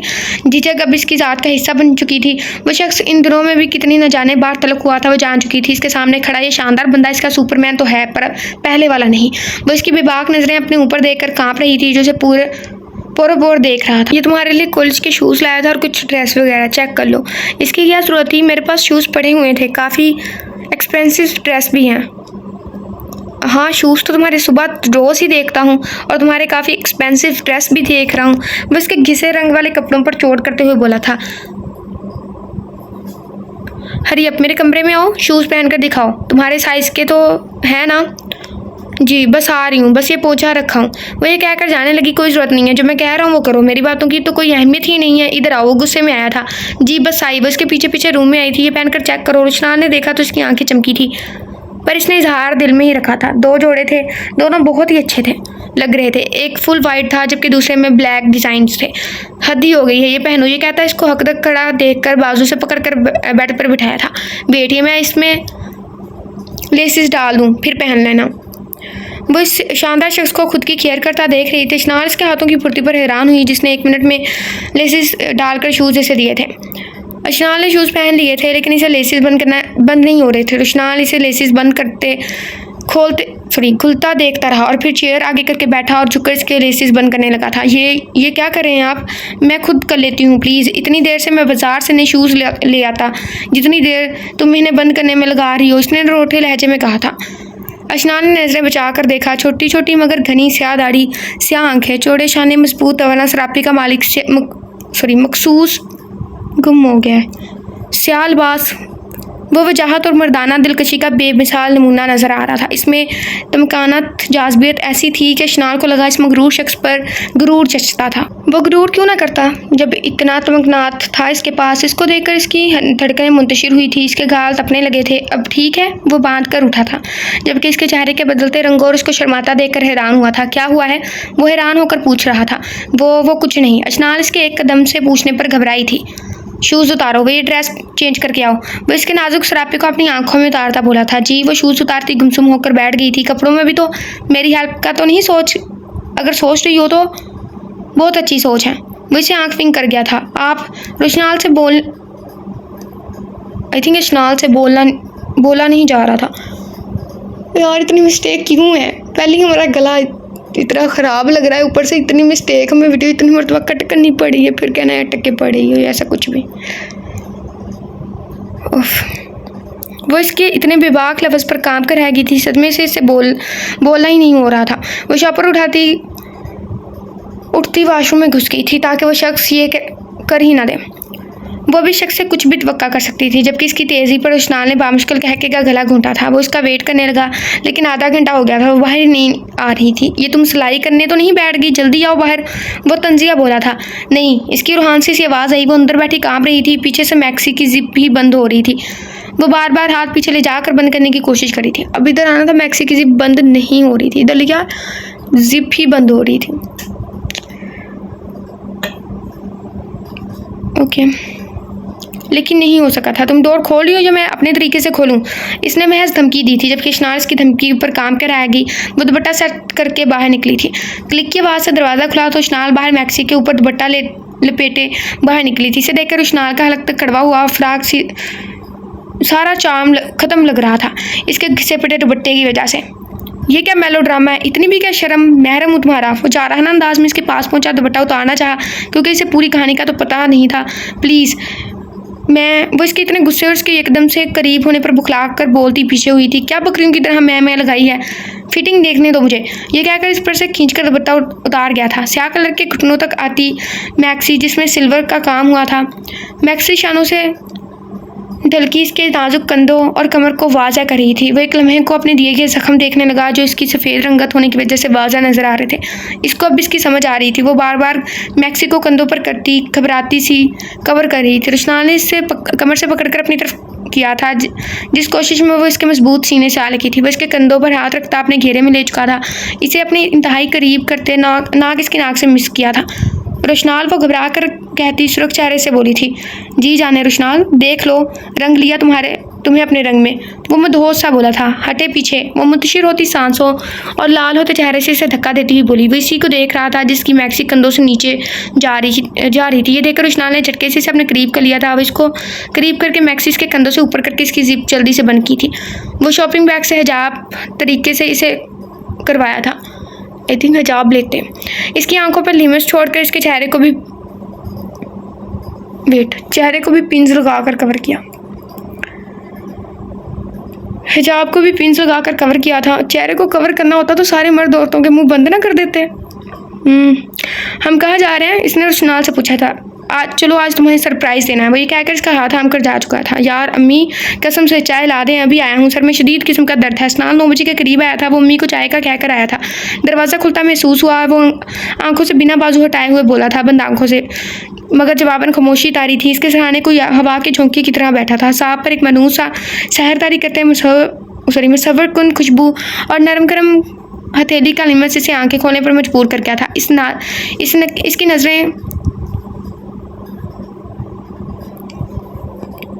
इसने आई थिंक आना नजरें खोलकर बगौर इसे देखा, आंखें खोलकर, और मिनाल को रूबरू लाकर वो करंट की तरह उछला था। वो हालांकि बल चीखता उठकर खड़ा हो गया था। दफ़ा हो जाए यहाँ से, मतलबी बेगैरत लड़की। इसके चीखने और धारने पर मिनाल वहशत ज़दा हुई थी। प्लीज़ हसनाल, बात तो सुनो मेरी। इसकी नज़रों के दहकते आतिशफ़िशा से इसकी ज़बान लड़खड़ा कर रह गई थी। प्लीज़ हसनाल, मुझे माफ़ कर दो। इसके बदले जो सज़ा दे दो मैं हंस कर सह लूँगी, पर ऐसा रवैया, मैं मुसलसल 5 दिनों से आ रही हूँ, पर तुम मुझे मुसलसल इग्नोर कर रहे हो, मुझे देखकर निगाहें फेर लेते हो। सबने मुझे धुतकार दिया, तुम तो रहम करो। मिनाल ने रोकर इसका गिरबान पकड़ा था। वो इसके मुसलसल 5 दिन इग्नोर करने से ज़बत खोकर रो पड़ी थी। इसके गिरबान पर अपने हाथ देखकर या उसके हाथ देखकर इसके तन बदन में आग लगी थी। इंतहाई मुश्तल होकर थप्पड़ मारा था। मैं क्या बकवास कर रहा हूँ? सुनाई नहीं दिया? घटिया लड़की, दफ़ा हो जाओ, दूर हो, ओझल हो जाओ मेरी नज़रों से। वो इसके गिरबान से जा रहा अंदाज में हाथ छुड़वाते हुए बोला था। नहीं सुना, जान से मार डालो, पर बेरुखी की मौत ना मारो। तुम्हारा ये रवैया अंदर से मार है। मैं पल पल मरती हूँ, पल पल जीती हूँ। प्लीज़ मुझे मार दो। वो इसका बाजू झंझोड़ते चीख कर आखिर में बेबस हो गई थी। मैं तुम्हारे नापाक खून से अपने हाथ नहीं रंगना चाहता मिस मिनाल, और ना ही हवालात में धक्के खाना चाहता हूँ सारी ज़िंदगी के लिए। इतना ही शौक है ना, खुद को मार लो।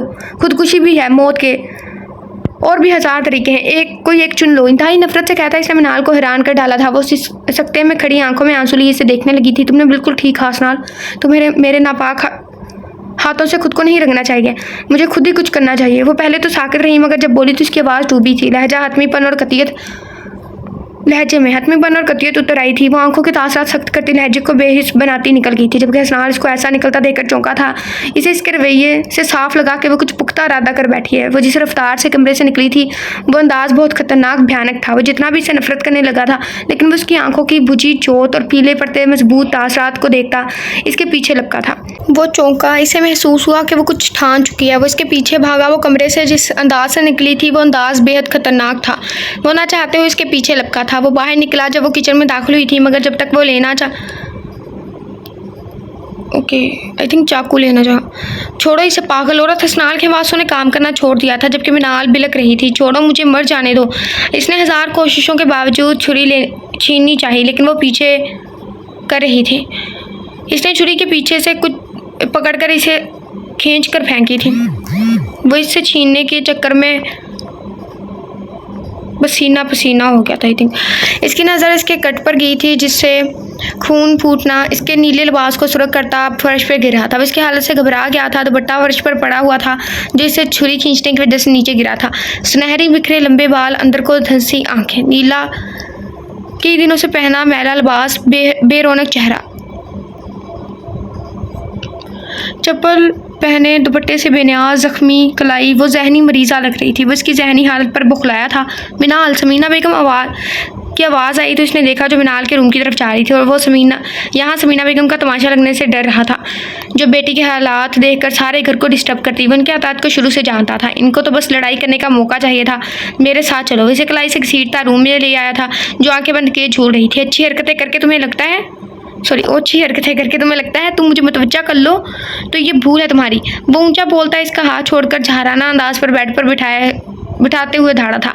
घटिया लड़की, ये घर है, तमाशा सेंटर नहीं है जहाँ रोज़ नया तमाशा खुला होता है। किसी क्लब में चली जाओ, वहाँ अच्छे और वो तमाशे होते हैं जिनकी तुम आदी हो। तुम्हारे नज़दीक मैं और मेरा भाई सिर्फ मजाक हैं। तुमने हमें मोम के पुतले समझ रखा है, जिसे जब दिल करेगा इस्तेमाल करोगी और फेंक दोगी। बहुत तुम जैसी बेगैरत लड़की को मासूम समझा, पर अब नहीं। पर मिनाल बीबी, जब तक तुम पर असली हैसियत तुम पर वाज़ा न कर दी तो चैन और सुकून हराम है मुझ पर। बहुत शौक है तुम्हें मरने का। मारूंगा तुम्हें, अपने हाथों से मारूंगा। बेफिक्र हो, ऐसी तड़प दूंगा तुम्हें, खुद भी नहीं तुम्हें पता चलेगा, और तुम मर जाओगी। ये मामला मेरी ज़िद और अना का बन चुका है, मेरी ज़िंदगी तुम्हारी मौत का। तुम यहाँ से निकल नहीं सकोगी, मेरी बांदी बनकर रहोगी। इसी कमरे से निकली भी तो ऐसी सज़ा दूंगा कि सबसे मुंह छुपाती फिरोगी। अगर किसी ने पूछा भी तो अपनी रजामंदी बताना। बहुत शौक है ना तुम्हें दिल तोड़ने का। मैं तुम्हें ऐसा तोड़ूंगा कि तुम्हें अपनी किरचियाँ भी नहीं मिलेंगी। जहरीली मौत मारूंगा। मुझे इल्म है तुम मेरी कुर्बत के लिए तरस रही हो, पर मैं एक लम्हा कुर्बत का नहीं दूंगा। वो लफ्ज़ तीर से भी तेज़ इसके सीने में उतारे थे। प्लीज़ इतने गलत अल्फाज मत कहो कि बाद में माफ़ी मांगते शर्मिंदगी हो। तुम्हें शर्मिंदगी है जो कुछ तुमने किया है? कभी एक लम्हे उस मासूम का एहसास हुआ है? कितने तीर इसने लोगों के सहे हैं? माँ बाप के कभी एहसास हुआ है कितना गलत तुमने इन दोनों के साथ किया है? कभी सोचा है? इस मासूम की आंखों में बेबसी देखी थी। वो कहती रही मेरा एतबार करे, पर तुमने तो हमारे चेहरों पर पट्टी बांध रखी थी। हम क्या इसका एतबार करते? जब आगा जान ने इसको निकाला था, इस वक्त ही मुझे बता देती, मैं तुम पर कोई हर्फ नहीं आने देता। तुम्हारी हर चाल का जवाब दे खुद बन जाता। लेकिन भाई और इसे घर से जाने नहीं देता। वो खुद को बामुश्किल रोक कर नॉर्मल जवाब दे रहा था। प्लीज़ हसनाल, मैं अशनाल और रोशनाल से माफ़ी मांग लूँगी। कितना आसान है ना दिल तोड़कर माफ़ी मांग लेना। लेकिन वो तो इसे पूछो ना जिसने ये तकलीफ़ सही है। पता है इस रात मैं तजस्सुस के हाथों मजबूर होकर गया था। मेरा दिल ये तस्लीम नहीं कर रहा था कि अशनाल बद किरदार हो सकती है। इस रात मैंने इसे 3 बजे ठंडे फर्श पर बैठे अल्लाह से रो कर दुआएं मांगते देखा था। मुझे लगा कि वो अपनी की जाने वाली गलती पर रो रही है, लेकिन मुझे ये पता था कि वो अपने बेगुनाह होने पर रो रही थी।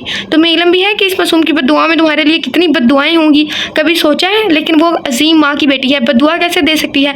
लेकिन मिनाल हाकम वक्त एक बात याद रखना, दुखा हुआ दिल बसाते खुद एक बद्दुआ है। किसी की आंखों से बेबसी से निकला जाने वाला एक आंसू भी बद्दुआ बन जाता है। और इस दिन मैंने इसकी आंखों में आंसू की बारिश देखी थी। तुम इस रूम में रह सकती हो, इस कमरे से जब मर्जी दिल किया आ जाना, जब मर्जी दिल किया आ जा। ये वापस लिखा है। लेकिन मेरे तक रसाई मत पाना, वरना मैं ये भूल जाऊंगा कि तुम मेरी नाम की बीवी भी हो, क्योंकि मेरे दिल में तुम्हारे लिए कोई एहसास, कोई चाहत नहीं है। पहाड़ से गिरा हुआ शख्स से तो उठ तो जाता है लेकिन नज़रों से घिरा हुआ शख्स दोबारा उठ नहीं सकता, और तुम मेरी नज़रों से घिर चुकी हो। अब चाहो भी तो मैं पहले वाला मुकाम हासिल नहीं कर सकती। और हाँ, मेरे कोलो फेल या मेरी गलत बातों से अगर तुम्हारा दिल दुखा तो मैं बहुत बहुत माजरत, लेकिन मुझे पता है तुम मुझे अल्फाज सह नहीं पा रही होगी। ये अल्फाज ही होते हैं जो दिल चीर देते हैं। मुझे इल्म है कि तुम भी मुझे अल्फाज पे माफ़ नहीं करोगी, पर मैं माफ़ी चाहता हूँ। ये कहकर वो जाने लगा। प्लीज़ हसनाल, ऐसे खफा होकर मत जाओ। वो अपने हाथों पर खून की परवाह किए बगैर आई थी। हटो आगे से। वो आंखें बंद करता जब्बत से बोला, नहीं प्लीज़, मेरी रात फिर बेचैन गुजरेगी। प्लीज़ इख्तलाफात ख़त्म करके मुझे सुकून की दुआ दे जाओ। वह जैसे गिड़गिड़ा रही थी। हटो। एक लम्हे तो इसकी बिखरी हालत को देखता है इसका दिल परेशान हुआ था। इसका दिल किया कि खुद इसकी कलाई पर बैंडेज करके जाए, पर अगले ही लम्हे इसकी खुदगर्जी को सोचता इसे हटा कर चला गया था। हो गया रिवाइज तो बुक दे दो, टेस्ट दो। रोशनाल जो पिछले 1 घंटे से इसे पढ़ाने के लिए बैठा हुआ था, जी ये ले। वो इसे अकाउंट की बुक थमाते हुए बोली, हालांकि इसे आता कुछ भी नहीं था। चलो चलो पेज निकालो, हरी अप, मैं बोल रहा हूँ। एक the trending profile and close account and adjust the balance sheet entry. वो इसे क्वेश्चन की एंट्री बोलकर तकरीबन 5 मिनट बाद बेड पर बैठा था, जो झुककर अब क्वेश्चन कर रही थी। येलो और पिंक कंट्रास्ट के सूट में सर पर नमाजी स्टाइल दुपट्टा किए झुककर क्वेश्चन करती इसको बहुत प्यारी लग रही थी। वो इसे बगौर देखने लगा, जिसकी नरमी और इल्तफात मोहब्बत पाकर निखर गई थी, क्योंकि वो इसकी अब बहुत ज़्यादा केयर करने लगा था। लेकिन वो इसे फासले पर ही रहती थी, कोई फरमाइश नहीं करती, कोई जिद नहीं करती थी। वो सख्ती करके इसे पढ़ाता था और शनाल पढ़ाई के मामले में इसको कुछ नहीं कहती थी। वो अब भी सोती अपने रूम में ही थी। वो इसे माफ़ नहीं कर सकी थी, लेकिन ये सोचकर वो इसका मुहाफिज था, वो इसके साथ रह रही थी। शनाल जिसने ट्रेंडिंग अकाउंट का ग्रास प्रॉफिट बड़ी मुश्किल से निकाला था, कैलकुलेटर ही जवाब दे गया था। इसने 2-3 बार कैलकुलेटर को हाथ पर हल्के से मारा था, पर वो तो इतना ढीठ था कि चलने का नाम ही नहीं ले रहा था। इसने रखकर कैलकुलेटर को अब की बार सोफे के हैंडल पर जोर से मारा था। वो एक बार चला, फिर बंद हो गया। इसने रखकर फिर जोर से दे मारा। एक दफ़ा दीवार पर मारो, फिर शायद सेट हो जाए और चल भी जाए। रोशनाल जो इसी को देख रहा था, जो दांतों को होंठों में सख्ती से पीछे अपना सारा गुस्सा इस बेजान चीज़ पर निकाल रही थी। इसने बामुश्किल मुस्कुराहट रोक तंज का तीर दे मारा था। पता नहीं क्यों नहीं चल रहा। वो इसकी बात पर शर्मिंदा होकर बोली, पर इसका दिल बहुत खुश था कि अब इसे क्वेश्चन नहीं करना पड़ेगा। वो कैलकुलेटर के ख़राब होने का बहाना बना लेगी और अमाउंट ज़्यादा होने की वजह से बच जाएगी, क्योंकि वो कैलकुलेटर के बगैर सॉल्व नहीं हो सकती थी। और इसके आज इस खड़ूस से जान छूट जाएगी। हाय लाइट इतनी अच्छी मुझे क्वेश्चन आता था, अब मैं कैसे करूँगी। वो मुंह पर उदासी से जाए एक्टिंग करने लगी, लेकिन वो ये नहीं जानती थी ये एक्टिंग इस पर भारी पड़ जाएगी। ये सेल लो और जल्दी कैलकुलेट करके दिखाओ, 10 मिनट है तुम्हारे पास। वो उठकर इसे मोबाइल थमाते हुए बोला। Only 10 minutes. वो आंखें खोल कर हैरत से बोली, इतना लॉन्ग क्वेश्चन है, मैं कैसे सॉल्व करूँगी। वो अब की बार तेज़ सी बोली, क्योंकि क्वेश्चन बहुत लॉन्ग था और वो अपने साथ इतनी नाइंसाफ़ी देख नहीं सकती थी। पिछले 1 घंटे से मैं तुम्हें क्वेश्चन करवा रहा हूँ, अब तुम कह रही हो मैं सॉल्व कैसे करूँ। जैसे भी हो मुझे फुल क्वेश्चन कर दो, हर बात पे कॉम्प्रोमाइज़ करूँगा, लेकिन तुम्हारी पढ़ाई पर नहीं। परसों तुम्हारा पेपर है, मुझे कल तक फाइनल तैयारी चाहिए। वो अब की बार थोड़ा सख्ती से बोला और बेड पर लेटता इसकी बुक सीने पर रखे, बाजू आंखों पर रखे लेट गया था। वो इसके सख्त लहजे से रहानसी हुई थी। वो क्वेश्चन करती रही, लेकिन प्रॉफिट एंड लॉस का आंसर नहीं आ रहा था। इसने एक दफ़ा फिर कैलकुलेट किया था, लेकिन बेसुध। 5 मिनट बाद इसने नजरें उठाकर देखा तो रोशनाल को सर पर हाथ रखे पाया था। इसे लगा वो सो गया है। वो आहिस्तगी से क्वेश्चन करने लग पड़ी थी। इसने सोचा कि वो अब जब क्वेश्चन सोल्व होगा तो इसे देगी। वो खुश हो गई थी कि वो क्वेश्चन कर लेगी। इसका एक दिल किया कि इसके हाथ से बुक लेकर आंसर देखा है, पर यह सोच आते ही इसके जिस्म में झिरझिरी सी दौड़ी थी। वो ये नहीं कर सकती थी। 15 मिनट से 30 मिनट ऊपर हो गए हैं। क्वेश्चन ले आओ। वो जो इत्मीनान में थी, बैलेंस शीट शुरू ही नहीं की थी। इसकी भारी आवाज़ सुनकर इसका ऊपर का सांस ऊपर और नीचे का सांस नीचे रह गया था। ले भी आओ, मुझे नींद आ रही है। वो अब की बार रूड सा हुआ था, जबकि शनाल मरे मरे कदम उठाती हुई उठी थी और इसे रजिस्टर थमाकर बैठ के किनारे खड़ी हो गई थी। उन कजिन्स का भी स्वैग ही होता है जिनकी पढ़ाई अच्छी होती है और आपको पढ़ाने लग जाए। एक्सपीरियंस है हमें वैसे इस चीज़ का। जब हम छोटे थे, हम पढ़े थे, तो वो इंसल्ट इतनी फील हुई थी। इससे साबित हुआ कि तुम नरमी की ज़ुबान के काबिल ही नहीं हो। कल तुम्हारा पेपर है और तुम्हारा फाइनल अकाउंट ही नहीं क्लियर। क्वेश्चन देखकर इसे सचमुच में गुस्सा आया था। जाओ यही क्वेश्चन मुझे 10 मरतबा लिख कर दिखाओ। और सख्ती से बोलता है, इसको रुला गया था। ये लो। इसे थमाता इसकी तरफ देखा तो इसको रोते हुए पाया था। इसे बामुश्किल आंसू रोकते देखकर इस पर प्यार भी बेतहाशा आया, लेकिन फिर इग्नोर कर गया और फिर से लेट गया, जबकि वो रोते रोते क्वेश्चन करती रही थी। रोशनाल अब की बार सच में सो गया था। आगा जान, ये आपकी मेडिसिन। मिनाल इन्हें खाना खिलाकर दवाई दे रही थी। इसे बहुत दुख हुआ था आगा जान को कमज़ोर होते देख देखकर वो अपने गम में आगा जान को फरामोश कर चुकी थी। पर जब से वो बाकायदगी से नमाज पढ़ना शुरू किया था अब वो पुरसकून रहती थी। हसनाल ने तो इसे आज तक नहीं बुलाया था, अव्वल तो घर आता ही नहीं था, मगर जब आता तो रात के 1-2 बजे, जब तक वो सो चुकी होती। लेकिन वो सिर्फ इसे लगता था, जबकि मिनाल तो हर लम्हा घड़ी इसके इंतज़ार में, हर पल इसकी आहट सुनने के लिए बेताब रहती थी। आगा जान, मैं बहुत बुरी हूँ ना, पिछले पूरे हफ्ते से एक ही घर में होते आपके पास नहीं आई। इनके पास बैठी इनको देखती वो दुख से बोली थी। हसनाल का रवैया कैसा है तुम्हारे साथ? कहीं गलत तो नहीं कर रहा तुम्हारे साथ? वो उसकी आंखों में नमी देखते इसके चेहरे को खोजते हुए बोले। आगा जान, आपको ऐसा लगता है कि हसनाल गलत कर सकते हैं? वो तो इस दिन वक्ती खफा हुए थे मुझसे। वो इन्हें मुतमईन करती बोली था कि वो इसकी वजह से परेशान ना हो। पता है मीनू, तुम्हारी आंखें तुम्हारे चेहरे का पता दे रही। तुम सच बता रही हो, लेकिन तुम्हारी आंखें झूठ बोल रही हैं। इतनी सी थी जब से तुम्हारा बाप तुम्हें छोड़ गया था। मैं शनाल के तो नहीं, पर तुम्हारा झूठ सच जान लेता हूँ। इतना भी पता है तुम दवाई देने के बहाने अपने दिल का बोझ हल्का करने आती हो मीनू पुत्र, क्योंकि तुम्हारी माँ तुम्हें सुनती नहीं है। आगा जान, आप ठीक कह रहे हैं। मैंने सुना था कि माएँ बच्चों का दिल पढ़ती हैं, इनकी आंखों की बुझती जोत नहीं देख सकती। अशनाल तो इनकी शोहर की बेटी थी, सौतेली थी, लेकिन सगों वाला सलूक वो मेरे साथ भी नहीं करती। मैं इनके आगोश में जाने के लिए तरस गई हूँ। मैं शनाल के हक में बोलती हूँ, इनको गुस्सा आता है। मैं आप सबकी कुर्बानियों का जिक्र करती हूँ, उनका दिल करता है मेरा मुंह नोच ले। हसनाल ठीक कर रहा है मेरे साथ। वैसे आगा जान, हर रिश्ता मासूम है, चाहे माँ बाप का हो, बहन भाई का हो या मियाँ बीवी का हो। इन रिश्तों को अगर सख्ती से पकड़ोगे तो मर जाएंगे, अगर बेपरवाही से पकड़ोगे तो उड़ जाएंगे, लेकिन अगर नरमी से पकड़ोगे तो ज़िंदगी भर साथ निभाएंगे। क्योंकि मोर नाचते हुए भी रोता है और हंस मरते हुए भी गाता है, यही ज़िंदगी का दस्तूर है। दुख वाली रात नींद नहीं आती और सुख वाली रात सोता कौन है? आगा सब अपनी ज़ात में गलत है। किसी को रिश्तों में तवाज़ुन रखना नहीं आता। अगर सब रिश्तों में बराबरी रखे ना, माँ के सामने बीवी को डांटे ना, बीवी के सामने माँ को बुरा भला कहे। हसनाल अपनी जगह ठीक कर रहे हैं, वो तो खालिश थे आगा जान। इन्हें रिश्तों में तवाज़ुन रखना आता है। इनको जितने भी मुझसे इख्तलाफात सही, लेकिन एक कमरे के बाहर मुझसे ऊंची आवाज़ में कभी बात नहीं की, कभी खाला के सामने मुझे बुरा भला नहीं कहा, लेकिन इनके सामने मेरी हैसियत गिराई नहीं है। वो जो कुछ कर रहे हैं बिल्कुल ठीक कर रहे हैं। मैं हूँ ही इसी काबिल। वो आज खुद से भी तलब हुई थी। लेकिन मीनू पुत्र, मुझे दुख लगता है, मुझे तरस आता है तुम पर, हमदर्दी है तुमसे। वो परेशान से बोले थे। आगा जान, वाकई में हमदर्दी के काबिल हूँ, तरस के काबिल, प्यार मोहब्बत के नहीं। वो जो खुद को जोड़कर आगा जान के पास थी, इसका ज़बर टूटा था, आज फिर वो टूटी थी। इससे लगा कि वो वाकई काबिल रहम है। वो आगा जान से इजाज़त लेती कमरे से निकली थी।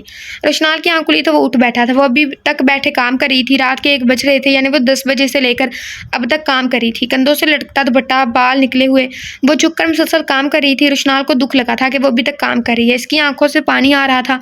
रोशनाल को नहीं पता था कि वो जा क्या है। वो अब भी बेहिस बनकर लिख रही थी। रोशनाल आहिस्तगी से उठा और चलता हुआ आराम से वो खामोशी से इसके पास सोफे पर बैठ गया, जबकि रोशनाल इसको देखकर इसके पास रजिस्टर रख कर उठ खड़ी हुई। दोनों के दरमियान मायने खेज खामोशी थी।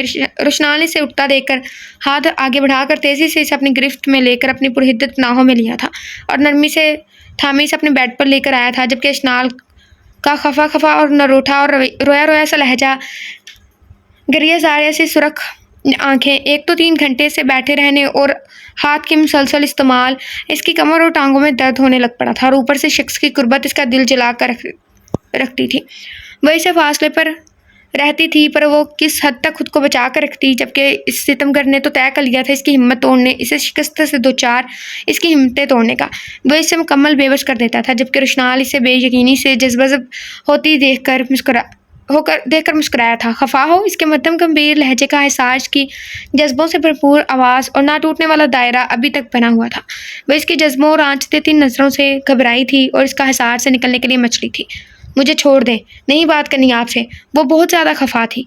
आप हर वक्त मुझे डांटते रहते हैं, मुझे हर्ट करते हैं, नहीं रहना मुझे आपके साथ। वो ये कहकर रोने लगी थी। अच्छा सॉरी। वो इसे कूल करने के लिए बोला था कि वो फिर से ना रोने लग पड़े। कान पकड़े, ऐसे नहीं। वो दिल में खुश हुई थी कि वो खड़ूस शख्स इसे मना रहा है। ये लो।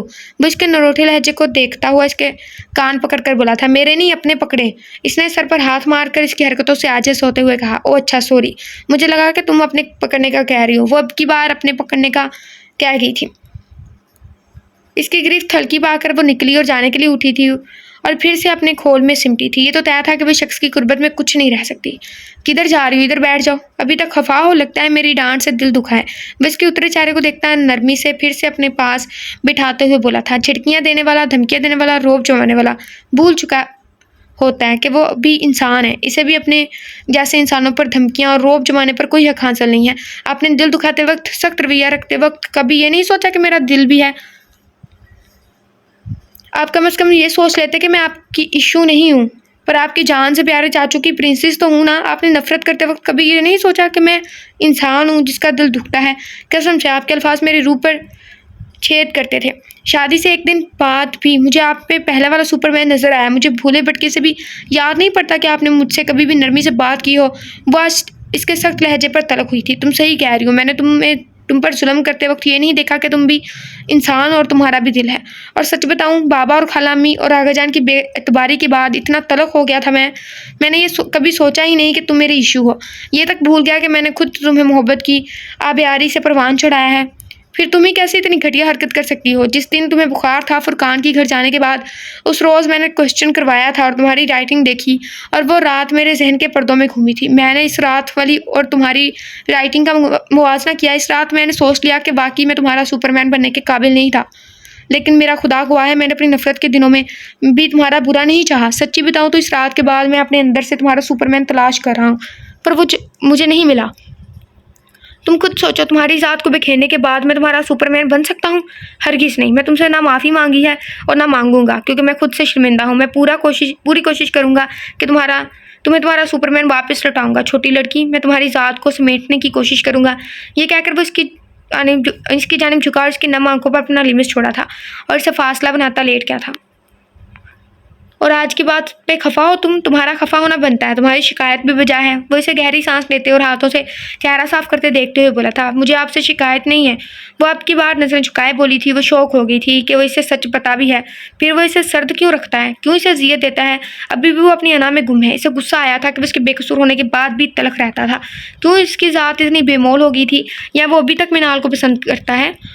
फिर तुम्हारा चेहरा खफा खफा क्यों है? इसका अंदाज जतलाता हुआ हरगिज़ नहीं था, सुलह जो अपनाइए तमीज़ था। मैं खफा नहीं हूँ और ना शिकायत है किसी से। आपसे मैं तो नाराज़ बिल्कुल भी नहीं हूँ। मैं समझती हूँ ये एहसास वहाँ होते हैं जहाँ मोहब्बत हो, रिश्तों की अहमियत हो, इनकी ज़रूरतों का एहसास बाकी हो। हमारे रिश्ते में ऐसा कोई इस्तेहाक और मान है ही नहीं, तो फिर मैं खुशफहमी का शिकार।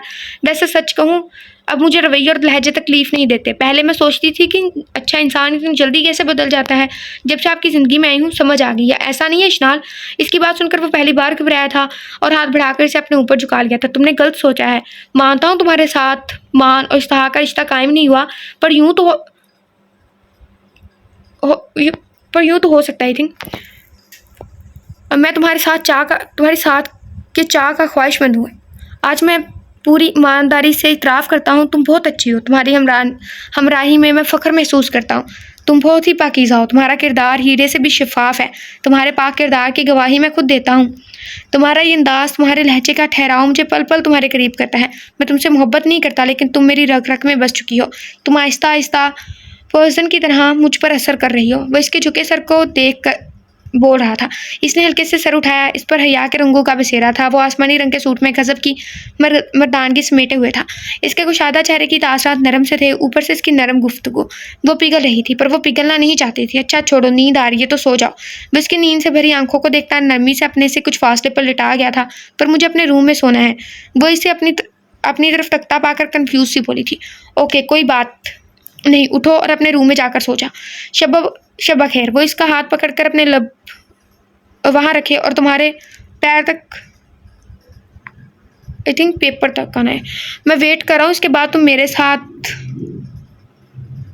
मेरे पास मेरी निगाहों के सामने रहोगी मिसिस। ये सोच समझ लो और जहन नशीन कर लो। वो भारी गंभीर लहजे में कहता इसका दिल धड़का गया था। इसकी मायनी से इस बातों से वो कांपी थी, जबकि इशनाल को उम्मीद नहीं थी कि इसे फ़िलहाल इजाज़त देगा। वो भी यकीन सी होती इसके पास से उठी थी। पेपर के बाद तो पता नहीं कब आनी है। अभी तो कल पहला पेपर था। इसने सोचा कि वो इतने दिनों तक भूल जाएगा, लेकिन वो ये वाला मुहावरा भूल चुकी थी कि बकरे की माँ आखिर कब तक खैर मनाएगी। बहुत हसरत थी मुझे तुम्हें यहाँ देखने की, मिस्टर इरफान दुरानी जेल की बोसीदा हाल जंग लगे लोहे के सलाखों को पकड़े नीचे बैठा इसकी गंभीर आवाज़ सुनता उठ खड़ा हुआ था, जो वकालत के लिबास में लैपटॉप उठाए, अपनी डार्क ब्राउन आंखें इस पर गाढ़े मर्दाना वजाहत से भरपूर शख्सियत नजर आ रहा था। इसका सहर इरफान दुरानी को भी बुखला कर रख गया था। वह इसे पूरे 4 साल बाद अपने रूबरू देकर सही मायनों में घबराया था। पिछले 4 साल से मैं तुम्हें यहाँ देखने के लिए तरस रहा था। अल्लाह का बहुत बहुत शुक्र है, मेरे ख्वाबों को ताबीर मिल गई। रोशनाल बख्त जो आज थाने में आया था अरफान दुरानी हवालात की, ओके आई थिंक सलाखों में बंद था, वो इसे आज देखने के लिए आया था कि वो खबीस इंसान किस हालत में है जिसकी वजह से इसने वकालत का पेशा छोड़ दिया। वो हैरत के मारे फटी निगाहों से इस शानदार शख्स को देखने लगा था। इसे लगा था कि वो तो वकालत की जॉब से रिज़ाइन दे चुका है, इसने इसके खिलाफ इतना मार्का तैयार किया, इसे तो लगा कि वो मैदान छोड़कर भाग गया है। जी मैं, क्यों याद नहीं आ रहा मिस्टर अरफान दुरानी? क्यों, तुम्हें क्या लगा कि मुझे इल्म नहीं था कि तुम्हारी वजह से माजी में मुझे एडवोकेट की जॉब से रिज़ाइन करने पर प्रेशराइज़ किया जा रहा है? तुमने मुझे आसान हदफ समझा हुआ था। पता है, शेर जब हमला करता है तो वो कदम पीछे को हटाता है और फिर एक जिस्म में पूरा जोर लगाकर अपने शिकार पर हमला करता है, तब वो बाजी जीतता है। मेरा ये शेर नौजवान भाई पिछले 3 साल से शिकार को टैकल्स करने के तरीके सोच रहा था। आखिर टेक ओवर आ सकते हैं वैसे, आखिरकार हाथ आ ही गया था। अब की बार पीछे आते हसनान ने बुलंद आवाज़ में कहा था। एश ग्रे सूट में वो शख्स मिलता जुलता था, दोनों की शख्सियत एक जैसी थी। इरफान दुरानी की आवाज़ जानी पहचानी लगी। वो उठा था लेकिन वो चेहरा इसने कभी नहीं देखा। वो कैसे पहचान पाता कि हसनाल तो गंदे कपड़े पहनकर रखता था। वो सोच भी नहीं सकता था कि वो तेल लगा जाली ड्राइवर, वो कहाँ पर सूटेड बूटेड शख्स। माँ बहन बेटियों की इज्जत इतनी सस्ती नहीं होती इरफान दुरानी कि इन्हें रात के अंधेरे में यूँ बंगलों में पमाल किया जा सके। अब की बार हसनाल की आंखें लहू रंग हुई थी। इसे बच्ची का चेहरा नहीं भूलता था। कौम का दबा करने वाला फरऊन होता है। इस कौम को बचाने वाला मूसा भी आता है। इसका बस नहीं चल रहा था कि वो इरफान दुरानी को शूट कर डाले। पता है साहब, वो सिर्फ लफ्ज़ों से काम चला रहा था। तुम्हारी आवाज़, तुम्हारी ये आंखें जानी पहचानी लगती हैं। वो अनजानी सी कैफियत में पहचानने की कोशिश करता हुआ बोला, मिस्टर इरफान, अगली मुलाकात आपसे कोर्ट में होगी। उम्मीद है आप में बदलाव नजर आएगा। रोशनार ये कहता चल दी। एक बात जहन खोल कर सुनो, 2 टके के एडवोकेट, ये पुलिस मेरे मातहत काम कर रही है। तुम्हारे जजेस सारे कदमों में हैं। इस बात की फिक्र छोड़ो, इस बात को सोच लो कि तुम्हारी ये आरामदायक ज़िंदगी कुछ दिनों की मेहमान है। मैं इन सलाखों से बाहर निकलूँ या ना निकलूँ, लेकिन मैं तुम्हारी ज़िंदगी तबाह कर दूंगा, अजाब बना दूंगा। वो इसे जाते देखकर इसकी पुश्त को देखकर चलाया था। साहब, हम आपके लिए कुरान खवानी करवा रहा है। मैनू पता तुसी बहुत ही परेशान हो, इसलिए तुसी तो दिमाग गुम हो गया है। इसको गुस्से से लाल पीला होता देखकर हसनान ने गुलाबी पंजाबी का खात्मा कर दिया था। ओके, इसका मतलब है हम आपके लिए कुरान खवानी करवा रहे हैं और मुझे पता है कि आप बहुत ज़्यादा परेशान हैं, इसलिए आपका दिमाग घूम गया है। गद्दार इंसान, तुम्हें तो मैं जिंदा ज़मीन में गाड़ दूंगा। इरफान दुरानी गुस्से से लाल पीला हो गया था। साहब, तुसा खुद पहले तो निकलो। ओके, फिर खड्डा खोद कर मैनू भी दफना दो, ऐसे कुछ लिखा। इसका मतलब साहब जी, आप खुद तो पहले निकले, फिर गड़ा खोद कर मुझे दफनाना। वैसे सही पढ़ा है हमने। वो बाय बाय करता अलविदाई मुस्कुराहट लिए निकला था, पर यह नहीं जानता था कि इस खुशी की दौरानियाँ कितने अरसे पर महित थी। हसनान आज बहुत खुश था। वो तवक्का के मुताबिक जल्दी घर आ गया था। वो आगे जान के कमरे में आया, उनको सोता देखकर आराम से डोलो करते निकला और अपने रूम में आ गया था। वो अपने रूम में इंटर हुआ, बेड पर बैठ गया और नमाज पढ़ रही थी। एक लम्हे तो मबहूत सा इसे देखने लगा, खामखा के ड्रामे हैं, लेकिन फिर नजरें झटक ली थी। वो फ्रेश होने चल दिया था। तकरीबन 20 मिनट बाद वापस आया तो वो टेबल पर खाना रख रही थी। ये खाना खा लो। इसे पता था वो बात नहीं करेगा, फिर भी जलील होने के लिए इसे बुलाया था। नहीं खाना मुझे, ले जाओ। आप कितनी दफ़ा कहा है आपको कि खुद तक रहा करें, जानबूझकर बहाने से बुलाने की ज़रूरत है। अगर तवज्जो और इल्तफ़ात पाना चाहती हैं तो बता दें कि आप मेरे कुर्ब के लिए मर रही हैं। अगर आप चाहती हैं तो कुछ पल कुर्बत के खैरात कर देता हूँ, क्या याद रखेंगी? वो आज फिर से आप कह रहा था, जबकि इसकी बात सुनकर मिनाल का चेहरा तारीख हुआ था। तो क्या वो इसे इतनी घटिया लड़की समझता था? क्या वो इसकी नज़रों से गिर गई थी और आज इसकी और ज़्यादा अजनबियत और इसका आप कहना और इसके रवैये से फीकी पड़ी थी? मेरा वो मतलब नहीं था, वो तुम्हें खाना देना था। मुझे लगा कि तुम्हें भूख लगी हुई है, इसलिए बस। वो ना चाहते हुए अपने किरदार की सफाई देने लगी और जाकर सोफे पर लेट गई। वो आज घर था तो वो सोफे पर सो गई थी। इसे लगा कि वो अगर बेड पर गई वो और तजलील कर देगा, जबकि वो खामोशी से खाना खाने लग पड़ा था। इसकी तरफ देखा जो सोफे पर लेटी हुई थी। ये दूरियां रखकर क्या साबित करना चाहती हैं कि बहुत पाक साहब हैं?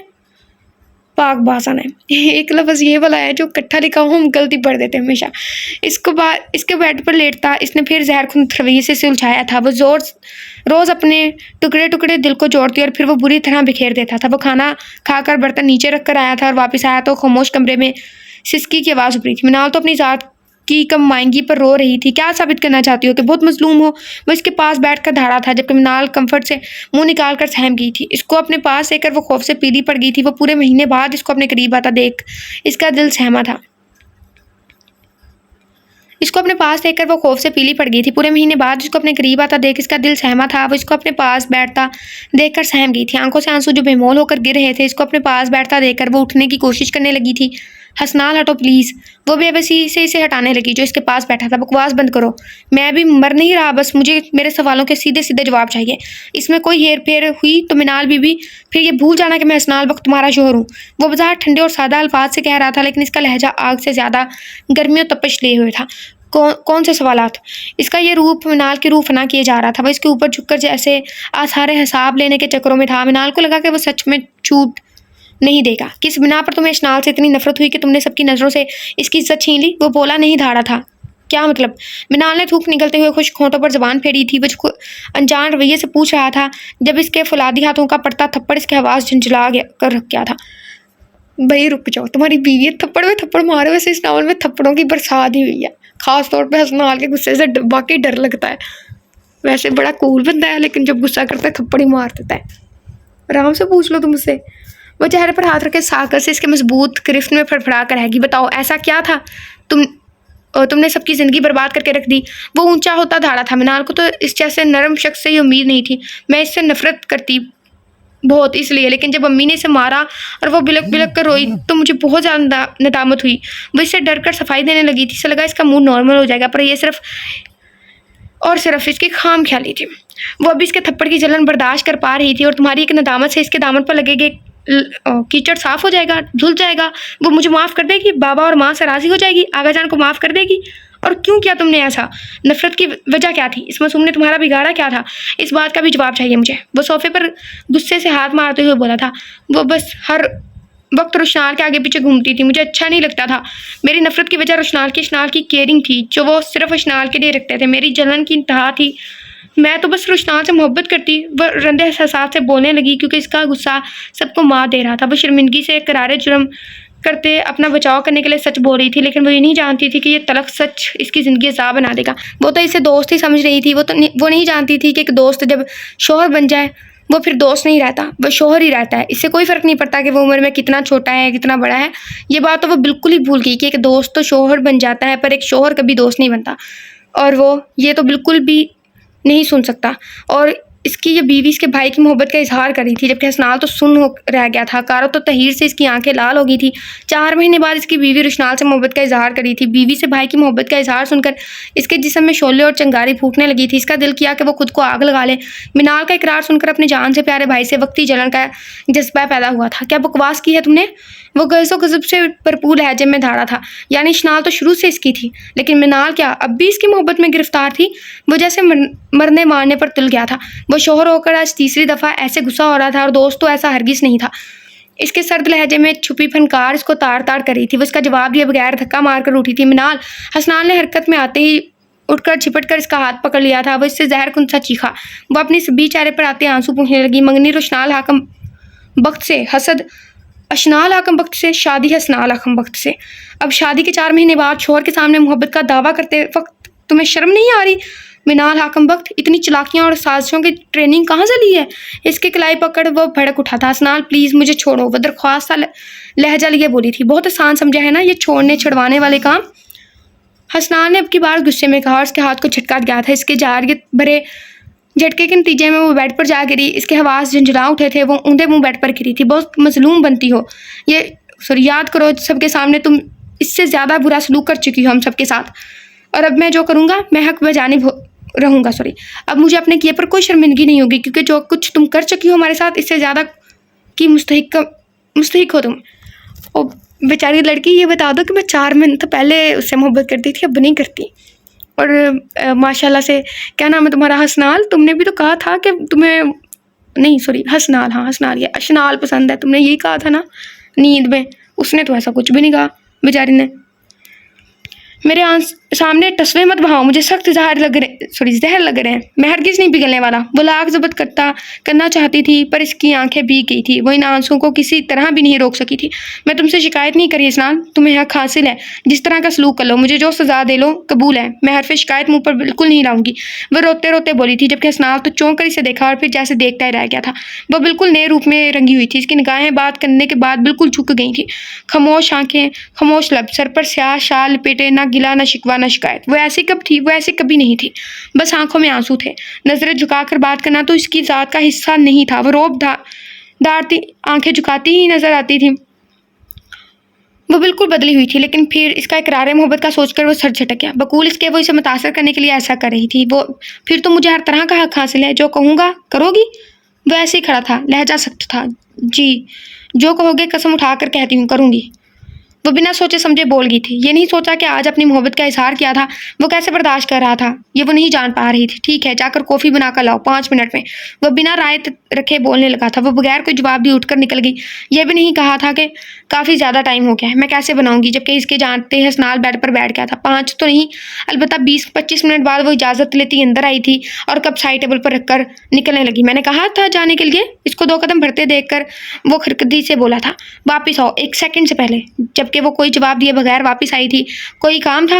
वो मुश्किल से भराए लहजे में बोली, पूरे 25 मिनट लेट आई हो, अब बताओ क्या सजा दूं? वो बुलंद आवाज में धाड़ा था। सॉरी? क्या सॉरी? इधर आओ मेरे पास। और एक कॉफ़ी का कप क्यों बना कर लाई हो? अपने लिए क्यों नहीं बनाया? मैं कॉफ़ी नहीं पीती इसलिए नहीं बनाया, इसने वजाहत दी थी वो। पर आज तुम्हें पीनी पड़ेगी। आफ्टर ऑल तुम्हारी रजा के मुताबिक ही गोल्डन प्लान बनाया है मैंने। वो ये कहते इसके नज़दीक हुआ था। क्या मतलब? मैंने तो ऐसा नहीं कहा। वो परेशान हुई थी, नींद से भरपूर आंखें अब खुल गई थी। तुमने कहा मैं जो कहूँगा तुम वो करोगी। अब मैं जो कहूँगा तुम वही करोगी। आज सही वक्त है मिनाल, वक्त है अपनी अदाओं के तीर मुझ पर चला लो जैसे बड़ी बाई पर चलाती थी। मैं तुम्हारा शोहर हूँ, मैं तो फिर हक रखता हूँ तुम पर। वैसे आज तुम्हारे हुस्न को खराज तहसीन पेश करने का दिन है। यह कहकर इसकी आंखों में जहरीले तासरात धर आए थे। इसके लहजे और आंखों में ज़ोमैनी सी तपिश थी। मिनाल तो शर्मो गुस्से बेबसी के तासरात में खुद को घिरा हुआ महसूस कर रही थी। हसनाल की तरफ से इज्जत और नफस पर रखकर थप्पड़ पड़ा था और वो ऐसी बातें करके इसके वजूद के साथ इसके रूह पर भी चोट लगा रहा था। और फिर वो तो अपने गुस्से को निकाल कर सो गया था। इसे नए रिश्ते से रोशनास करवा के खुद सो गया था और आज इसे सितम घर था जो खुद तो पुरसुकून हो गया। वो आज हसनाल से वाकिफ हुई थी जो बिल्कुल भी ठंडे मिजाज का नहीं था। सत्ती सोच रखने वाला मुंतकिम मिजाज शोर था। आज इसकी रूह पर आबले बन गए थे। रग रग में हशर बरपा था, लेकिन वो लम्हा तड़प रही थी, जल रही थी। वो इसके बाजू के हल्के से उठी थी। उसे ना इस पे गुस्सा बिल्कुल भी नहीं था। इसने दुपट्टा सेट किया और बेड पर लेट गई थी। वो हकदार था, फिर वो कैसे इसके हक से दूर होती। इसके राज़ी होने के बाद ही वो इसके करीब आया था, लेकिन इसे दुख था कि वो इसको बहुत बदकिरदार लड़की समझ रहा था। इसके बाद अपनी बेकदरी पर, इसके रवैये पर इसके आंसू बहते रहे थे। वो इसके रवैये से अपने किए गए जुर्मों और ज़्यादतियों पर रो रही थी, जिसके बदले इसे इतना कुछ सहना पड़ा था। सबके तलख रवैये सहने पड़ रहे थे।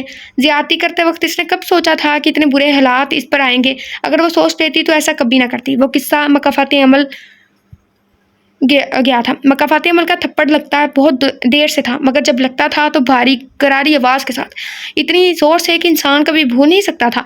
ऐसा ही इसके साथ हुआ था। अभी तो इब्तिदा थी, वो इंतहा का सोचते कांप उठी थी। ओके गाइस, यहाँ पे पार्ट 5 का एंड करते हैं। हमें पता ही नहीं पार्ट 5 है कि 6 है। हम 6 का बोल रहे थे। इसके बाद में भी कि पूरी कोशिश है कि बस एक लास्ट पार्ट आए। आपको नज़र आ रहा होगा कि 794 में यानी कि 800 तक ही पेज है, तो लास्ट पार्ट नहीं, आई थिंक पार्ट 6 के साथ 7 भी बनेगा। सो 2 पार्ट मजीद के बाद हम कौन सा नावल स्टार्ट करें? मैं तेरा सरमाया हूँ, रूह यारम, या फिर वो क्या कहते हैं, सफ़रे कुन, हमें बता दीजिएगा। और अपनी दुआ में लास्ट में याद रखिएगा। अल्लाह हाफिज़, अपना बहुत सारा ख्याल रखिएगा और हमारे लिए दुआ कीजिएगा।